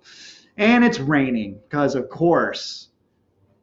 See, that shot of the Emperor there looks much more like the Emperor we know from Return of the Jedi. So here we learn from the droid that she's dying. I remember that getting a lot of pushback, the fact that she died from a broken heart. That never actually bothered me. And honestly, now that we have a real life example of that with Carrie Fisher and Debbie Reynolds, I really think I'm justified in thinking that that's appropriate. She's experienced a lot of trauma, a lot of physical trauma, getting choked by her husband, and then giving birth to not one, but two kids. I think that could be similar to what Debbie Reynolds experienced when she lost Carrie Fisher. Of course, for those of you who don't know, Debbie Reynolds is Carrie Fisher's mom. She died the day after Carrie Fisher died. So yeah, this stuff with Anakin, the makeup might have been enhanced. It looks a little off. Here's the babies. Very, very heavy, chunky babies. They came out good and healthy. It's a minute clinic, Peter says. The noises that Dr. Droids make when she's giving birth is hilarious.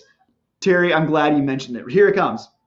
Ooh-bah, ooh-bah. I have made Leah, my wife, so mad by saying that that's the noises I'm going to make whenever we have a child.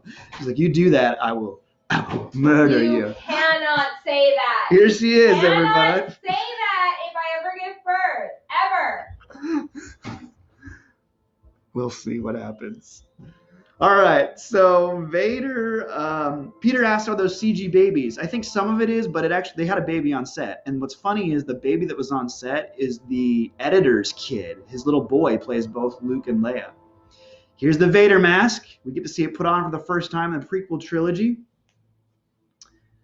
You guys are cracking me up. Hand scoops. So this is a nice use of the Vader theme. The music here is great, and there's the first breath that we are all so familiar with. She did a pretty good job pushing out those two babies.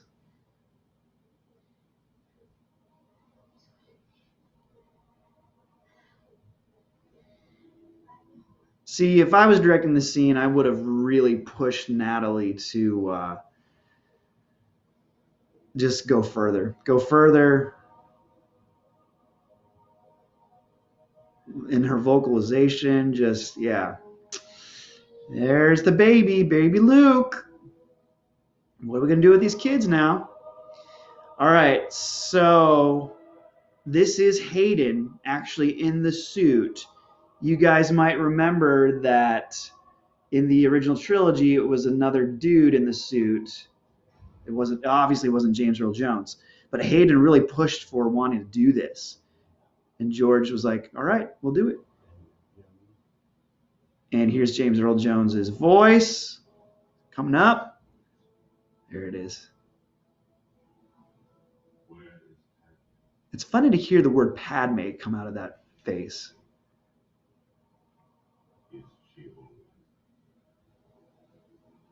Terry, his skin is still smoldering. Let's just put a mask on it and hope it heals. All right, so Palpatine lies to Vader and says that he killed Padme in his anger. Yeah, because he's the devil, and of course he would say that. One thing interesting about the Sith is how they continue to play games with one another. Because, of course, the idea is that the apprentice is going to become so strong that he kills his master. So the master almost is trying to delay that and push it off, right? It's a very weird thing. And there's the epic no that has been the catalyst for so many memes. Yeah, it's bad. I don't know why George wants Darth Vader to yell no so much. It's a very weird thing. All right, so here we are on Naboo, I believe. It went by so quickly. When the mask comes down. Nuh-uh. Kelvin, is that true? Or are you just making that up? Kelvin says, did you hear he says Padme help when the mask comes down? I can't tell if you're joking or not because I did not catch that. All right. So here's what they decide to do with the kids. Bail Organa's like, I'll take Leia. And Obi-Wan's like, I'll take Luke. And I will give him to his family and watch over him on Tatooine. And start my own Disney Plus series. Maybe? All right. And then Yoda chats a little bit about Qui-Gon. Wow. See, yeah, back to Kelvin, what you were saying about that added line for Vader. I am going to have to go back and check that out because Padme help. How do y'all feel about that addition? It seems odd to me. See, George just has this obsession with continuing to tinker with his work, and it's not something that I like. All right, so here's Captain Antilles.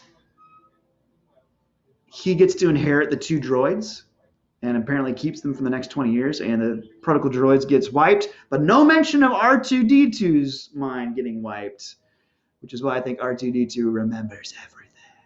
right, so here we are on Naboo. I will definitely follow up on that addition, Kelvin. Thanks for bringing that to my attention. And here is Padme. Now notice she has the little necklace. Those are her parents, by the way. When we watched Attack the Clones, I said there were some cut scenes of her family. Jar Jar made it in.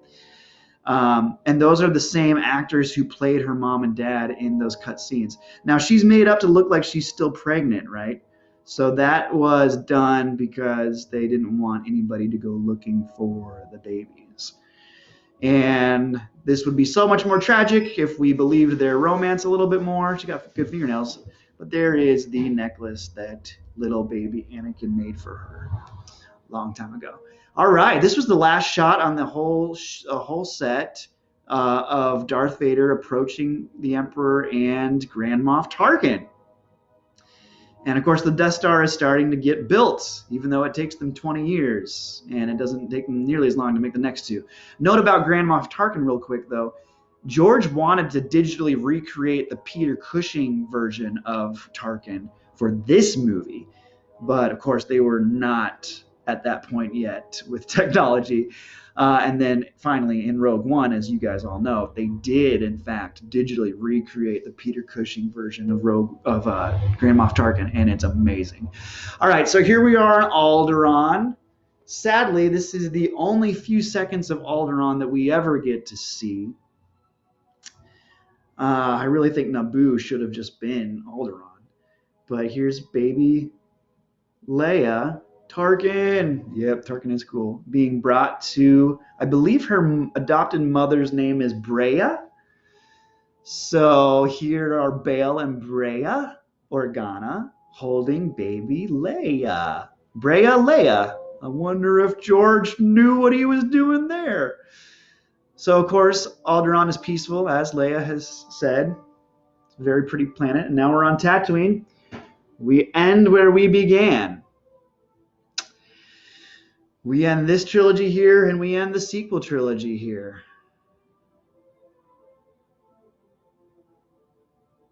I do like this bit. Some of this was shot in Tunisia on the original set, and then some of it was modified on a soundstage, I believe. I like that there's no dialogue, too. Okay, and here we go back to Uncle Owen, and they stand up there on that ridge with baby Luke and the twin sons, and we hear that theme, that iconic theme. It's a good end. I predicted when I was 18 and this movie came out that this was how this movie was going to end, and I was, needless to say, very proud of myself that I got it right. And scene.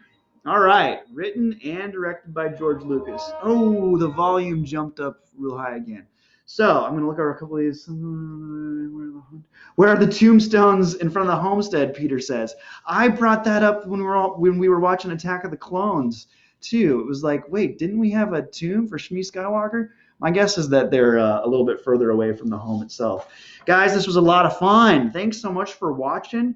I didn't really even look at my notes that much this time, but I think I went over pretty much everything. One thing about Grievous too is the guy who does the voice for Grievous was one of the sound designers who snuck his audition tape in with all the other auditions that had been sent in. And of course, that was the one that they just happened to pick. His name's Matt Wood. He does a lot of stuff on the Clone Wars. Oh, there was a scene with Yoda, seeing Yoda go back to Dagobah that they eventually cut to, because George Lucas was like, well, I think we need to really just focus on where does Luke end up and where does Leia end up. And so they cut that. But that deleted scene is all over the place. You can find that online pretty easily. Oh, the little aliens that live on Polis Massa, that asteroid at the end where Padme gives birth, they were leftover character designs from the Kaminoans. Yes, I'm going to continue to pronounce it Kaminoans because I think Kaminoans sounds stupid. Also, those little aliens, the Polis Massans, I believe, are mute, which is why you always see the droids talking with Obi-Wan Kenobi and Bail Organa.